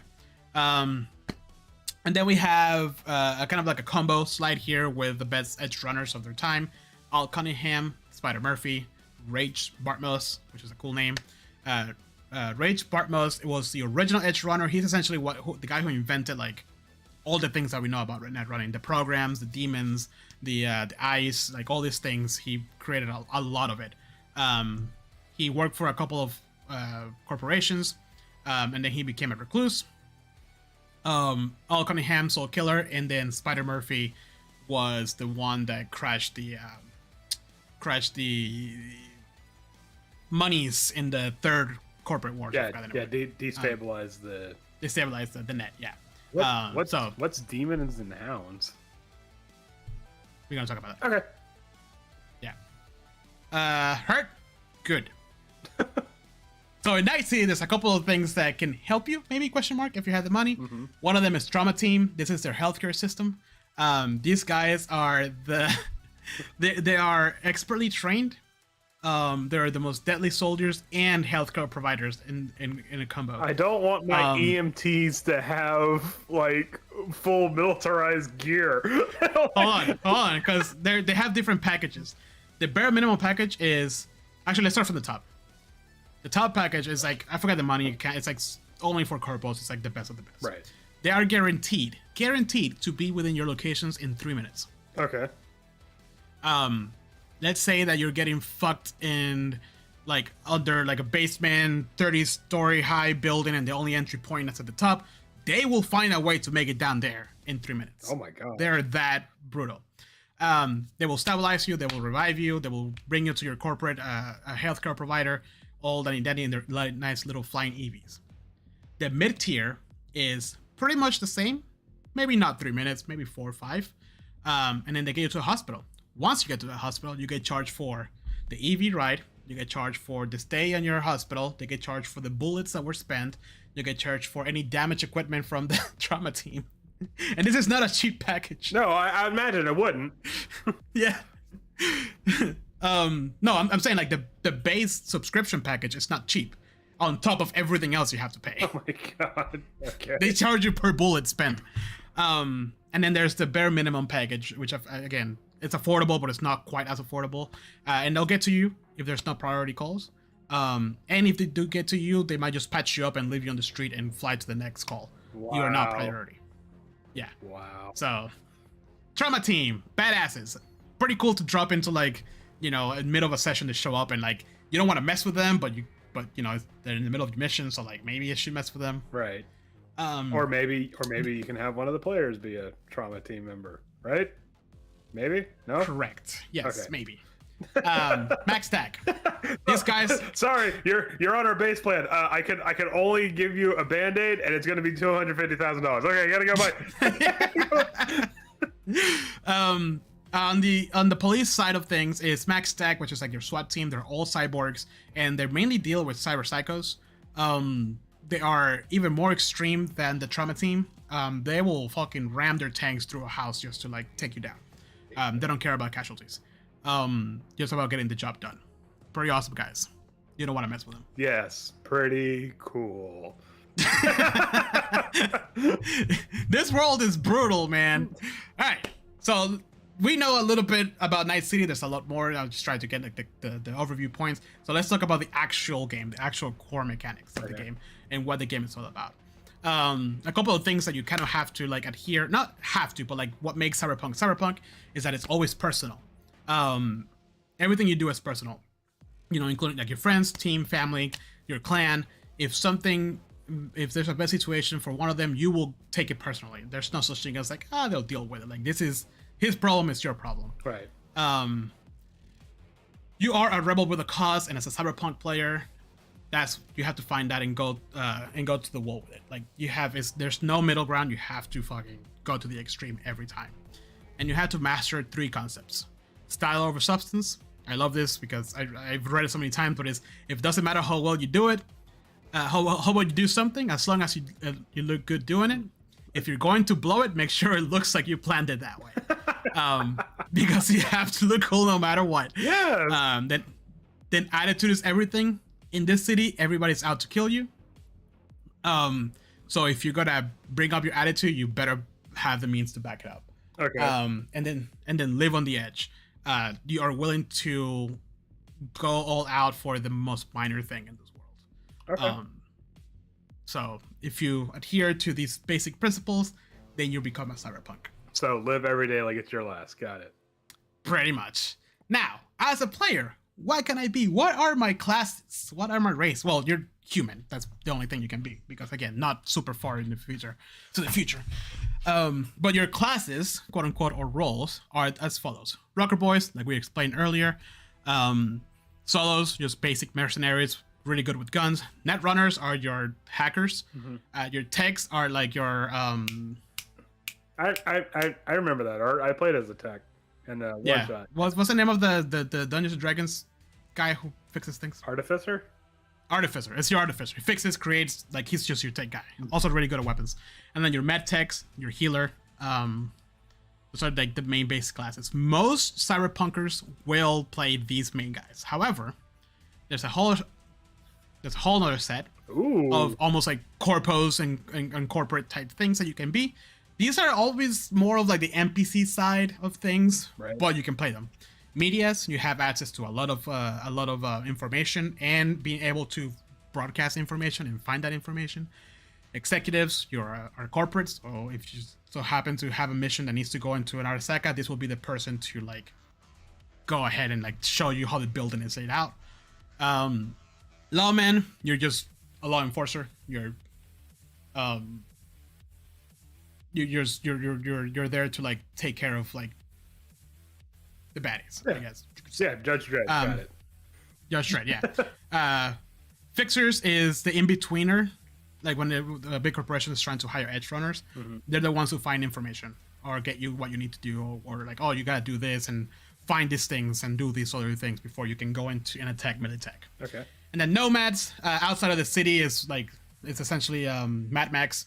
Nomads are just really good drivers, and they're really good with vehicles inside the city and outside the city. They're mainly transporters. Okay. So these classes, this one's right here, you can play them. You'll be fine playing them, but they're more niche to certain things. Right. These are your basic kind of like, this is what most of you are gonna be. These are the main classes, and then yeah. So yeah, but they're not. The book doesn't treat them as main classes and subclass or not so main classes. Like they're all classes. Right, but it's just like I don't thematically. I don't see an exec having as much leeway as like one of the like a med tech or something. Correct. Correct. I mean, I would imagine. I mean, is how big of an emphasis is something like combat over role play in Cyberpunk? Like, is it? It's a lot more combat heavy than role play. Okay, so then I would imagine like an exec or like a media probably wouldn't be that great by comparison, So yeah, right, yeah, exactly. All right.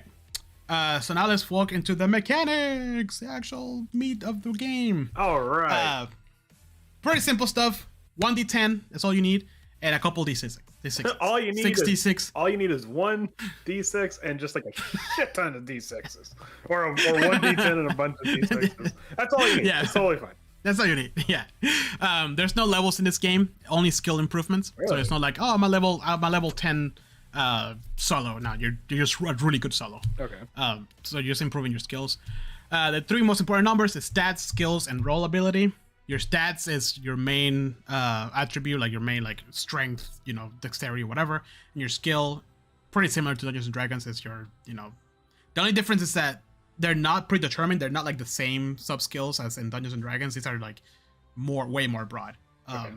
And then skill checks, it's just your stat, your skill number, and 1d10, and you want to roll under the DV or the difficulty value. Right. Yeah. So pretty straightforward. Oh wait, no. Sorry, I was gonna confuse with Call of Cthulhu, where you want to roll inside the percentile bracket. Right. No, it's similar. It's just we're not adding zeros next to it. You're just Okay. It's just a plain number. All right. Yeah. Sorry, I drew a complete blank from when we played the. No, it's a similar system. It's D10s. Okay. Then contested skills is the same roll, but whoever's higher wins. Roll abilities is what makes your class unique, because other people cannot have these skills. Only you can have this skill, and this skill is the one that levels up, and that's the more you can do as a solo. That's the more you can do as a rocker boy, the more you can do as a netrunner, and they're all very different, and they'll all be their own episode. Oh boy. And then there's a life path, which is how you create your backstory, but there's more mechanics in here than in Dungeons and Dragons, because a lot of it is more that's essentially how you build the game around people. This is like what your players are allied to, what their enemies are, who you bring in, because like an enemy here, you're bringing them and you're gonna shoot them in the face or you're gonna do something about it. Like it's not, it's part of the actual story mechanic. Right. Obviously your character history and your upbringing, and there's like a whole table thing, and you roll and you pick and stuff like that. Maybe it'll be his own episode. Oh, maybe. I'm very curious as to how something like that would be like incorporated. This is probably a stupid question, but is there like published adventures for Cyberpunk? Yes. Okay, so like I'm very curious to read a little bit of one just to see how they like make it. Like, is there like a moment where it's like you would bring in this character's enemy here or anything like that? No, it's so most adventures are very top level. They're like jobs essentially. Your job is to do this. Okay. And it tells you like it tells you the details, but then it's your job to add the backstory or the life path of your players into that. So if there's a security guard here that's your ally, then you just place the NPC and bring their allies in. And all it is a name change, and then you just roleplay that. Okay. Interesting. Yeah. Oh, combat. Shit. Very brutal, cinematic, action focused, 3 seconds. One round is 3 seconds. So everything happens really fast in this game. Similarly to Dungeons and Dragons, there's range attacks, melee attacks. The main difference here is that there's also net running attacks, or just net running in general. Okay. Your damage is, you have very little life. Your life points don't really go up that much. It's how much equipment you have on you, how much armor, how much better armor you have. So essentially, you get hit. If the hit happens, you roll for damage. If your armor is 10 and the damage is 9, you're good. Okay. If your armor is 10 and your damage is 12, you take 2 hit points of damage, and then your armor is no longer 10. Your armor is now 9. So next time you have less of a chance to not get hit. Yeah, if that makes sense. Your armor degrades as it takes more and more punishing hits. That exactly. makes sense. If the shot goes through, it degrades. I actually kind of wish there was a mechanic more like that in most tabletop RPGs, just so that way, like, you have a justification for like, hey, we really need to get back to town because my plate armor took a shit ton of damage. Correct. And I'm essentially wearing tinfoil right now. Yeah, exactly. Because you're right. Like, I mean, as human, like, a bodybuilder who's super strong and presumably a higher level than you are, if he gets shots, he gets shots. You know what I mean? Like, it doesn't matter where that bullet's going. It's going into something meaty. Yeah, exactly. And then death save are brutal here because it's just one roll. If you pass the roll, you're good. If you're not past the roll, you're dead. Oh, okay. Yeah, and it's against your body stat, and there's like a whole thing to it. So how like often do people die in this game? Is it Life is cheap in this game. okay? So like you want to make a character, and you like. Is this something where like I want to get invested because they survived 3 sessions? Yeah, kind of. Okay. Or, like, man, this guy's a tough. This dude's a tough cookie. He almost died to the Philharmonic Vampires. Almost. So yeah, any questions with the basics and combat before we move to net running? Okay, so can you just for like the viewers and also to refresh my memory? Okay, so I'm up against, let's say I'm up against a gang. I'm fighting a Maelstrom guy. All right, I take out my pistol and I go to shoot him. What would that roll look like? That it will be, I believe, it's a difficulty value assigned to that specific NPC. Okay. So it's a D10 plus whatever your weapon number is. Depending on the weapon, have a better chance of hitting, and your related stat. So it will be reflexes with a weapon, I believe. So reflex number plus your weapon specific number, like a plus to hit, and then you draw a D10. So if I'm adding all these pluses, why do I want to roll low? Like, what does rolling high do? Well, you miss. If I roll high. Yeah. So if I roll, okay, hold on. I'm sorry. That's kind of confusing me. So I want to roll a low number, but then I add all these numbers on top of it? On. Yeah, it's your stat, your skill, plus a D10. Well, presumably the difficulty value would be pretty high. Okay, Now you got me confused. Yeah, I'm sorry. I just because I saw that. No. Because I saw It's a that, good question. and I'm like, wait, if we're adding numbers on top of it, why would I want to roll low? That's the thing that gets me. Like I can kind of understand in Call of Cthulhu, where like rolling low is good because you're within that bracket. Right. But also like you increasing it increases the size of the bracket in which you can roll inside of. So is that the same thing? All right. So let's see. According to the range table, he needs to beat a DV15. Also, it's based on range. Okay. Right. He rolls a D10, gets a 4, and adds his REF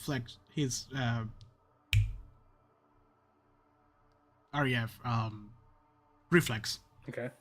Which is an 8 plus a 6. Which is an 18. It's a hit. Oh. Wait, what? So you want? Oh, I'm sorry. To hit, yeah, no, you're right. To hit, it's higher. Okay. For a skill check, it's lower. Than the DV. Okay. Yeah.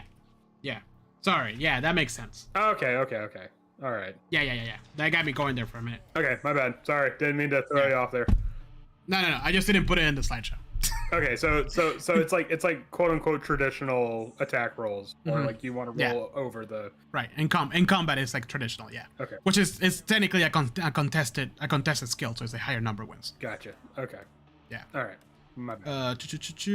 No, not bad. That's a good question. I think right. I think we were So, we were here. Yeah. So let's move on to net running.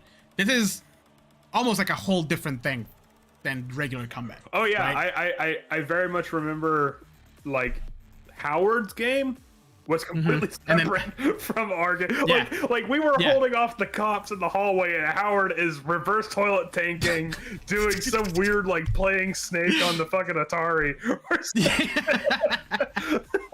So I think I read that wrong. Either I read it wrong or it was before the actual rules were released. So two important concepts to remember is that there is the net space and the meat space. I'm sorry, I won't ever forget that. He's on the toilet hacking away. Anyways, go on. So meat space is the real world, and then net space is the space of the net. Right. Every net runner has an interface of some sort that has essentially an AR component to it, which overlays the net space on the meat space world. Okay. So this is kind of like where it didn't happen to Howard because I didn't run it correctly. if it would have run that way, he would have been able to move around the real world without any issues. Okay. In order to net run, you have to, so let's say you're in a building, right? And the building has a security and a whole architecture network in it. You have to find a interface to plug into, right? Okay. Let's say you find a module. You get into the module, you have to be within 6 meters of that module, and then you can hack it or get into the net. When you get into the net, or actually when you get to the building, you scan, it pings where the interface is. You go there, you get into the net, and then you have to do a Pathfinder roll. The Pathfinder roll, depending on how high you roll, it tells you the architecture of that network. And the way it works is almost like they describe it as an elevator from level 1 to whatever it is. Right? Let's say that in the book it says that it's a 10-level architectural net, right? But they didn't roll too hot, so the DM will tell them, or the GM will tell them, oh, it's you see six levels instead of 10. Okay. If they roll really high, they can even be like, oh, you see that there's actually just 10 levels, and this is what's in each level. And he tells you. And the first level is a password, second level is a demon, the second whatever, yada yada yada yada. So that's kind of like this is happening on their AR as they're connected in the mid world. So I wonder what happens if it is a situation where it's like the 10 level structure, like you said, but they only roll to find 6. So they're like, oh, okay, so I'm on the top level. Like, what happens? Like, oh, fuck, there's more levels. Like, is that like, okay? Yep, okay. Because the goal of most net running is to find something in the net, right? That's something that they're trying to find is usually at the last level. Gotcha. So, right. So they might burn all their resources getting through those 6 levels, thinking, haha, I got it. And you're like, fuck. Exactly. Okay. Exactly. All right. Each netrunner has a cyber deck. This is like their spell book, if you want to think about it that way. And they have slots in it. Each one of them can be, you can add a program to that or a hardware upgrade to it. Different programs do different things, but some of the basics are the boosters who support you, defenders who defend you, and attackers who attack. They're a bunch of different spells, programs, and they do things in the net. Okay.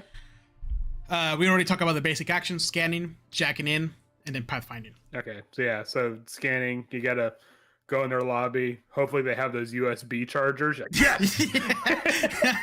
Yeah! Shit! Quick, someone get me a cup of coffee. I need it for cover.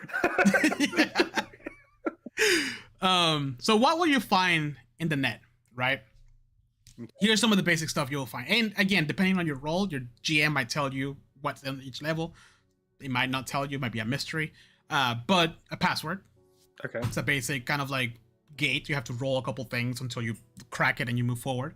Black ice, which is where hounds are. Black ice is just programs that will attack you. Right. They're just chilling in level 2, and the minute you step in, they get an attack automatically. No roll, nothing. You just oh, hello. Okay. And then you either fight them or you skip them. Is there any, very important. Is there any way to like prevent an attack, or is it like it's always going to happen? Well, there might be programs that allow you to kind of like prevent an attack. Gotcha. But the rule is they will attack you. There might be a program that like puts up a shield and you don't get that first hit. But Black Ice, which is like your hounds, those are specific programs that will. They're essentially your monsters in the net. Different stats for each different monster. Hound is just one of them. And then they will attack you, and you have to fight them or you can skip them, and move on to the next level. Okay. A control node. These are cool because you're in a building with a lot of security in Arasaka, and your party members are getting pinned down by the security system. You can take over the security system and turn it against the NPCs. Okay. Kind of like what Alt Cunningham did in Arasaka Town. Pretty much. Okay. Yep. Files is what you're looking for. Usually, it's like information on whatever or secrets on whatever. Usually at the last level. Demons are developed by I already forgot his name. Rage, the hacker, whatever. The original hacker. You know who he is. Anyway, the one. Feverishly skipping. There. Raj Barmas. I don't know why I can never remember his name. That's all right. These guys, the minute you're in the net, they know you're there. Okay. And they're like in between another net runner and a hound or a black ice. They are more intelligent, and they control nodes. They can attack you directly, and they're not in a specific level. They're just there. So like if you're just getting to the net, they can attack you. They're like, oh, you're here, fuck you. So it's your job to take them out. So questions: can demons be other people? Can it be No. like okay? So it's not. It's a program. Okay, so I just thought maybe it's something like a corpo, like, oh, I hired this netrunner to No, protect us. that will be a netrunner, which you can also find in there. Okay. So a netrunner has the same ability as the player. The Spider-Man meme. Just Yeah, pretty much. Inside a cyber tower. Yeah. I think the most dangerous one is something called a deck crash, which only a netrunner can trigger on you, or you can trigger on a netrunner. And what that does is like it just crashes your cyber deck and it pulls you out of the net. Oh. Very dangerous because in this world, if you jack out of the internet improperly, or you step away from the range, or power goes out, or it gets destroyed or whatever, you get jacked out of the net. And every time you move from one level to another, a hound or a black ice attacks you automatically. Really? So if you're 7 levels in, and the module you're in gets blown up by the enemy, you get jacked out, and all of those 6 levels, if you skip the black ice, they're still there. They will take a free hit on you Oh shit. every single time. So So you can skip them, but for the most part, you kind of want to take care of them. So it's like cyber attacks of opportunity, kind of. Yeah, exactly. Okay. Oh shit. One thing Okay. that netrunners do, or what happens when you get out of the net, it resets. So all the demons, all the hounds, all the black eyes comes back, all the passwords gets reset, unless you do something about it. That's something that you can do is install a virus. To install a virus, you have to get to the last level. When you get to the last level, you tell your GM what you want that virus to be. Okay. It can be anything. Could be literally anything. It can be like, I want this virus to take down all of Arasaka globally, right? Depending on what you ask the GM to do, your DV value is gonna be higher and higher. Like your difficulty value is gonna be higher and higher. And then you roll, and if you beat it, then it's I forgot what the stats are for that specific roll, but if you beat it, you made a virus. So the next person who has to deal with that virus has to roll that DV that the GM gave you. Jesus. That you beat. Yeah, obviously the simpler it is, like I want my virus to leak all the information of this person once they jack in. It's a lower difficulty. Like it depends. Right. Yeah. Or just like, hey, I want my virus to take like 0.0001% of everyone's like money per paycheck or something. Yeah. Like like the Office Space thing. Yeah, pretty much. So that's the last thing you can do. So let's say you find a secret and you want to leave, you can set up a virus before you leave. So what okay, so going back to you saying like I want to take down Arasaka globally, like what would, like we're talking like something that sounds in game nigh impossible. What kind of difficulty value are we talking here? Like what's the role? So because I haven't ran, I don't want to give you a DV value based on Cyberpunk because I don't know. But if I want to compare it to a Dungeons and Dragons role, it will be a difficulty value of like 50. Holy shit. Yeah, it's like this is like that ask is like astronomical. You have to have a lot of programs and a lot of things that can let you do that. Yeah, this is like in game. Like this is why we're here to do. Yeah. Okay. Yeah. That's not something you do for shits and giggles. Yeah, exactly. The shits and giggle ones might be like a 10 or a 12. Yeah, like I'm just gonna leave a zip bump. Yeah, exactly. One thing that's very important to do when you're a netrunner and you're leaving the network is the cloak command. Okay.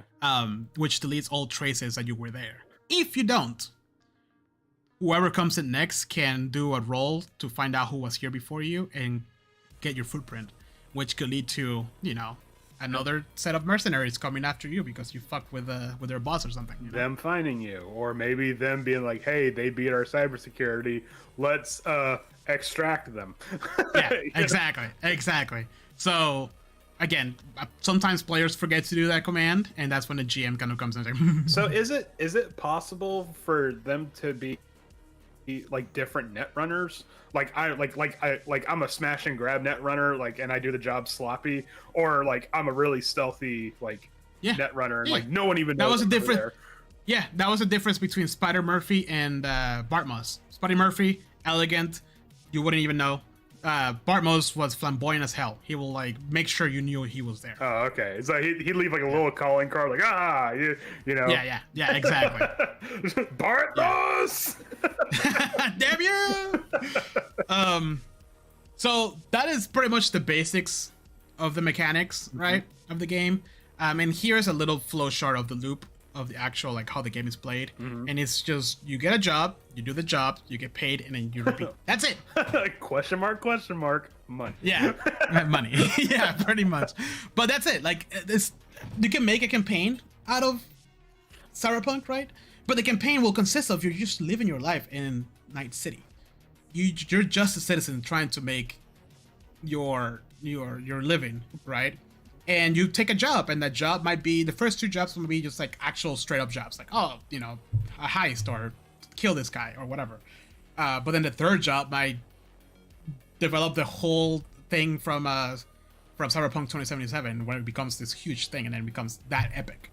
Yeah, I mean that's not to say that like you can't have narrative components within like mission. Right. Obviously. Okay. Yeah. So like a session. So the rule of thumb is a session should be a job. Right.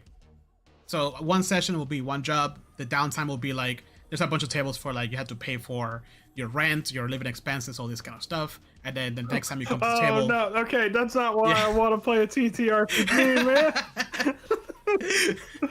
And then the next job is a little bit more epic. So that's when the players are like, well, you know, I want to be a legend of in Night City.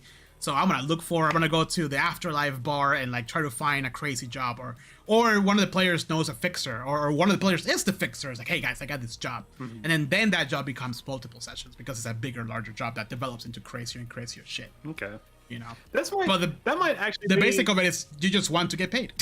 That's it.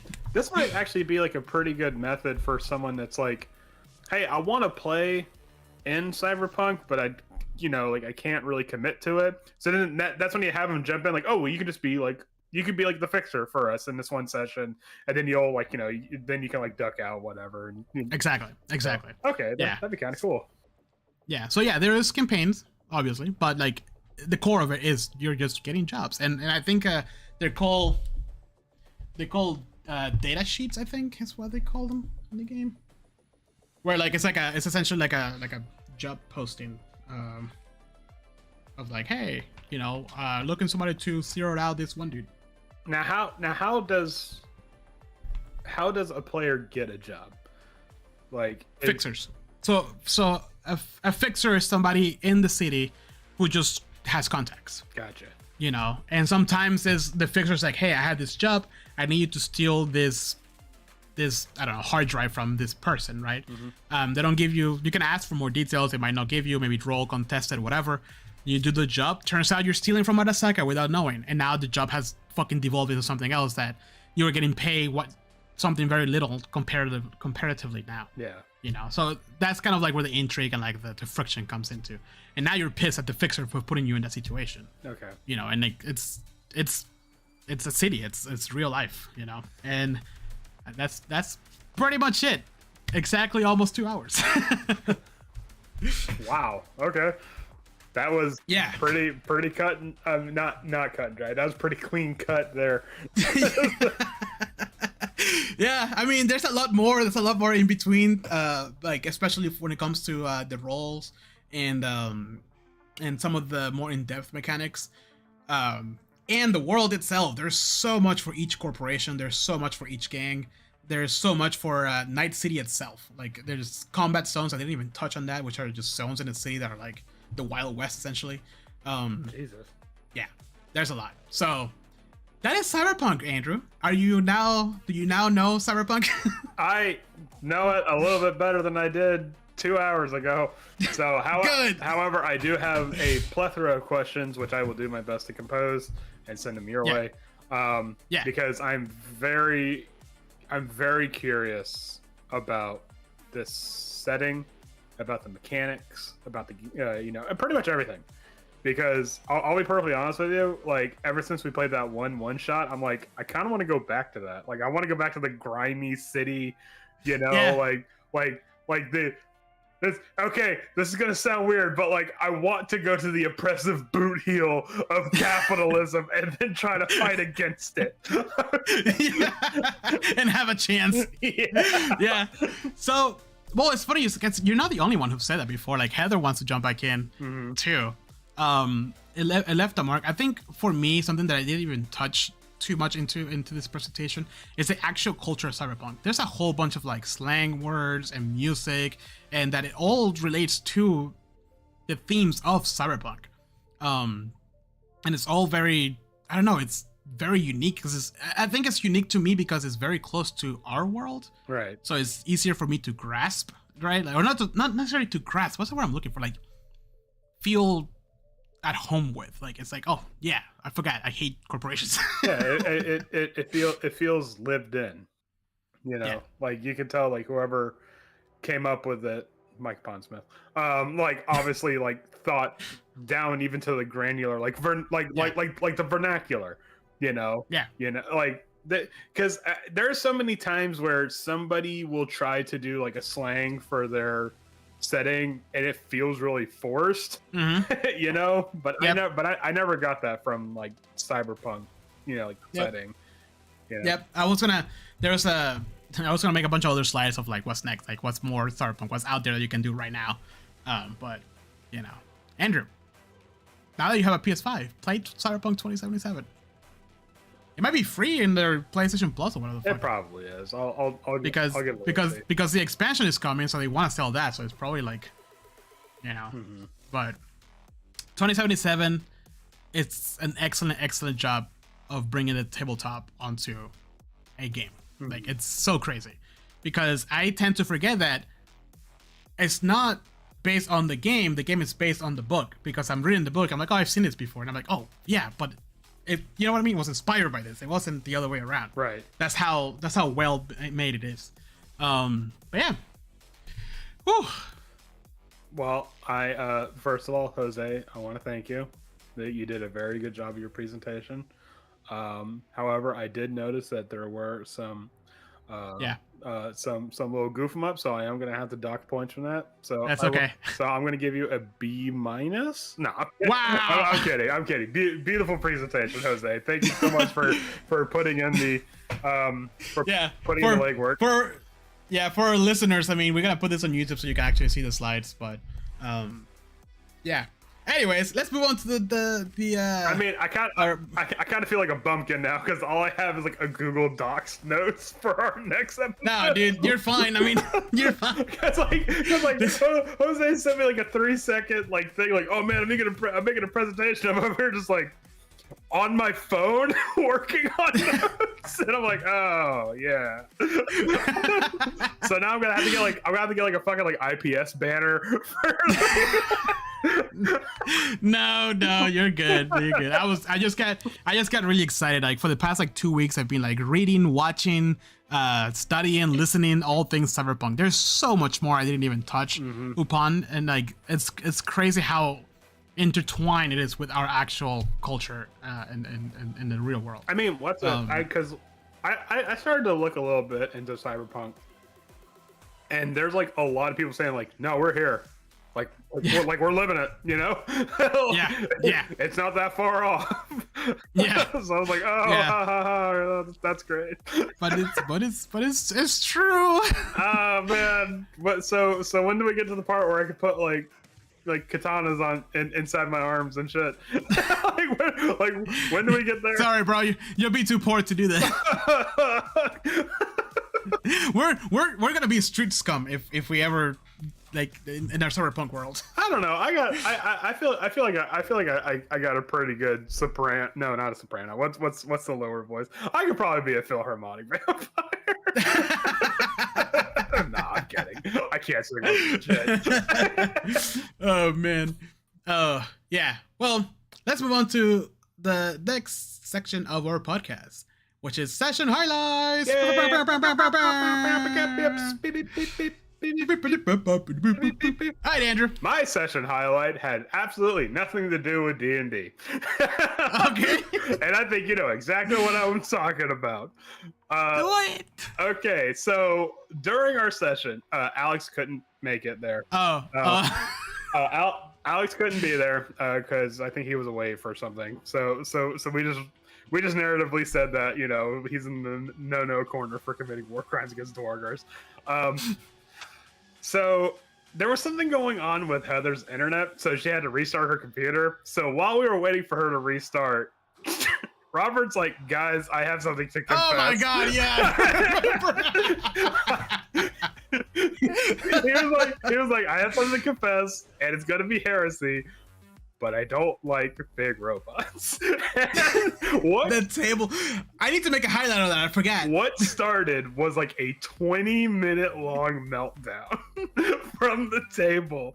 And then what made it worse was that when Heather came back, she's like, whoa, what the fuck's going on? Because it was like, it's like the Community meme where she walks in and everything's on fire. And we're like, Robert said he doesn't like mechs and stuff like that. And she goes, well, I'm not really crazy about him either. And I'm like, oh, what the fuck? What? You can't just say that right after, like, on the heels of our Lancer episode. Oh, dude, it was. Oh my god, it was so. Even chat was like, yeah, check him out. Yeah, and then chat started turning against them. It was so ridiculous. I'm gonna make a highlight. You guys can find it on the Twitch, on our Twitch channel, because I completely forgot it. Oh, that was so good. I think my session highlight was actually with the Mind Flayer that we met. Oh, because yes. like we're doing this whole thing. Like, should we trust him? Should we not trust him? He was like being like tortured by the Dorgars, and like, okay, let's free him. And like, we spent like a good 30 minutes, 40 minutes maybe talking to him, figuring out what we're gonna do. I was trying to annoy him. He was like, you know, all this stuff. And they were like, okay, let's go out this door. And then we opened the door, facing a ballista that happened to miss all of us and kill the freaking Mind Flyer that we just like freed. Okay. So here's the thing. There were no rules set in place for freeing this Mind Flayer. There was nothing like, oh well, if you heal it, it'll blah blah blah, stuff like that. So like when Robert's like, I'm gonna have Swift spend cure wounds. I'm like, are you sure? I'm like, okay, man, we can do. I was wondering where they was gonna go. So the fact that there wasn't any like. I mean, okay. I just love that after like 45 minutes of like figuring out what to do with this Mind Flayer, it just dies like that. Just dead. Oh, also, let me ask you, Andrew, did we just skip the whole freaking dungeon? Yeah. You pretty much just made a beeline straight for the final boss. So I figured, because I was like, man, I wonder what's in these doors, and everybody's just like, let's just go to these big double doors that it just so happened to be there. And I'm like, okay, well, whatever. And then I see the guy we're looking for, and I'm like, oh wow. I'm like, well, that's a shame. Yeah, because I don't have that many spell slots anymore. Well, that's unfortunate. Yeah. I still have some though. Oh man. Yeah. Okay. So I do have another session highlight that is actually part of the session, not like some intergroup schism that we're gonna have to deal with next session. But okay, so you guys are fighting Nildar Sunblight in his trophy room, and unbeknownst to you, he used a sending stone to bring up a Dwargar trauma team, essentially. And they're going full SWAT. They throw out malice poison. The only person that gets blinded is Beery, who once again misses the fact that Octavio just blows up a room full of Dwargar. Which I think this has to be 4 and 4 that she misses Octavio using crazy magic, powerful spells. Yeah, she see me do some things, but every time I do something big, big, she just never there. Oblivious. Yeah. Yeah.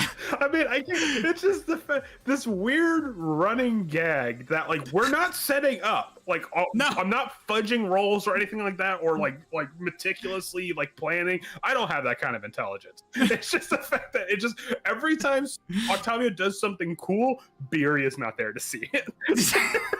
Or she's there, but somehow she doesn't see it. Like there's always something. Yeah. Either like she's like taking care of somebody else, or like in this case she was blind. Like it's always something. Like Octavia's gonna get the killing blow, and Beery's like, "Ooh, a penny," and misses it.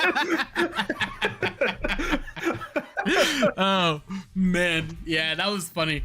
Oh shit! I took down all those Storgers in like one shot. Man, and I had that thing set up too. Like these guys are gonna be bullet. Oh wait, no fireball. Shit. Yeah. Shit. I forgot about that. I think I still have 2 fireballs. So. Yeah, you're gonna need them. Yeah, probably. It's just that the room we got into is so big. So like, can I take advantage of this? No, you can't twin fireballs. I'm sorry. So I'm gonna write on my rule book and just like scratch that. you didn't write in my rule book. That's all that matters. Oh man. Whoa. All right. You got anything else, Andrew? No, that's it. That's all I got. Well, I hope you guys had a good time listening to me ramble about Cyberpunk. With that, man, I am dying to play Cyberpunk. More than ever now. So maybe soon. Well, you know, there's other RPGs that I want to talk about. I wanna. Yeah, I just almost dropped a big old candle on my screen. I wanna give this a read so I can talk about it. Death in Space. There's a couple more that I want to talk about, but I don't know. Do you, Andrew, want to hear more about Cyberpunk, or was this overview like enough? No, I want more. Are you kidding me? Okay, I might break it down into like combat, roles. Right. Like just go more in depth. Maybe those be shorter episodes. I don't know. We'll see. That's fine by me. But like, no, I personally would enjoy doing a deep dive into this kind of stuff. Cool. Like, then we are gonna do. You're never gonna hear me say no to that. They were definitely gonna do the Lancer, Cyberpunk, and then Beyond the Manual, and then loop that over and over. Gotcha. Okay. So, yeah. So the next one is gonna be a Beyond the Manual. I have plenty of time to make my notes about my mechs. Oh man. All right. Well, everybody who joined us, thank you so much. We'll be back with another episode in 2 weeks. But if you wanna see our shenanigans live, make sure to tune in on Wednesdays for Dungeons and Dragons. Yeah. But with that, please make sure to, if you like, and comment below on YouTube and leave us a message, or like us and subscribe and the bell and all that thing, wherever you're listening to or watching us through, because it means a lot to us, especially when you guys leave comments saying that we suck and whatever. But like, you know, it still means a lot. Man, we got fucking eviscerated for that Lancer episode. But here we are. Oh, but yeah, with that, guys, thank you so much. I hope you all have a wonderful rest of your week, and as always, stay safe out there and keep on good.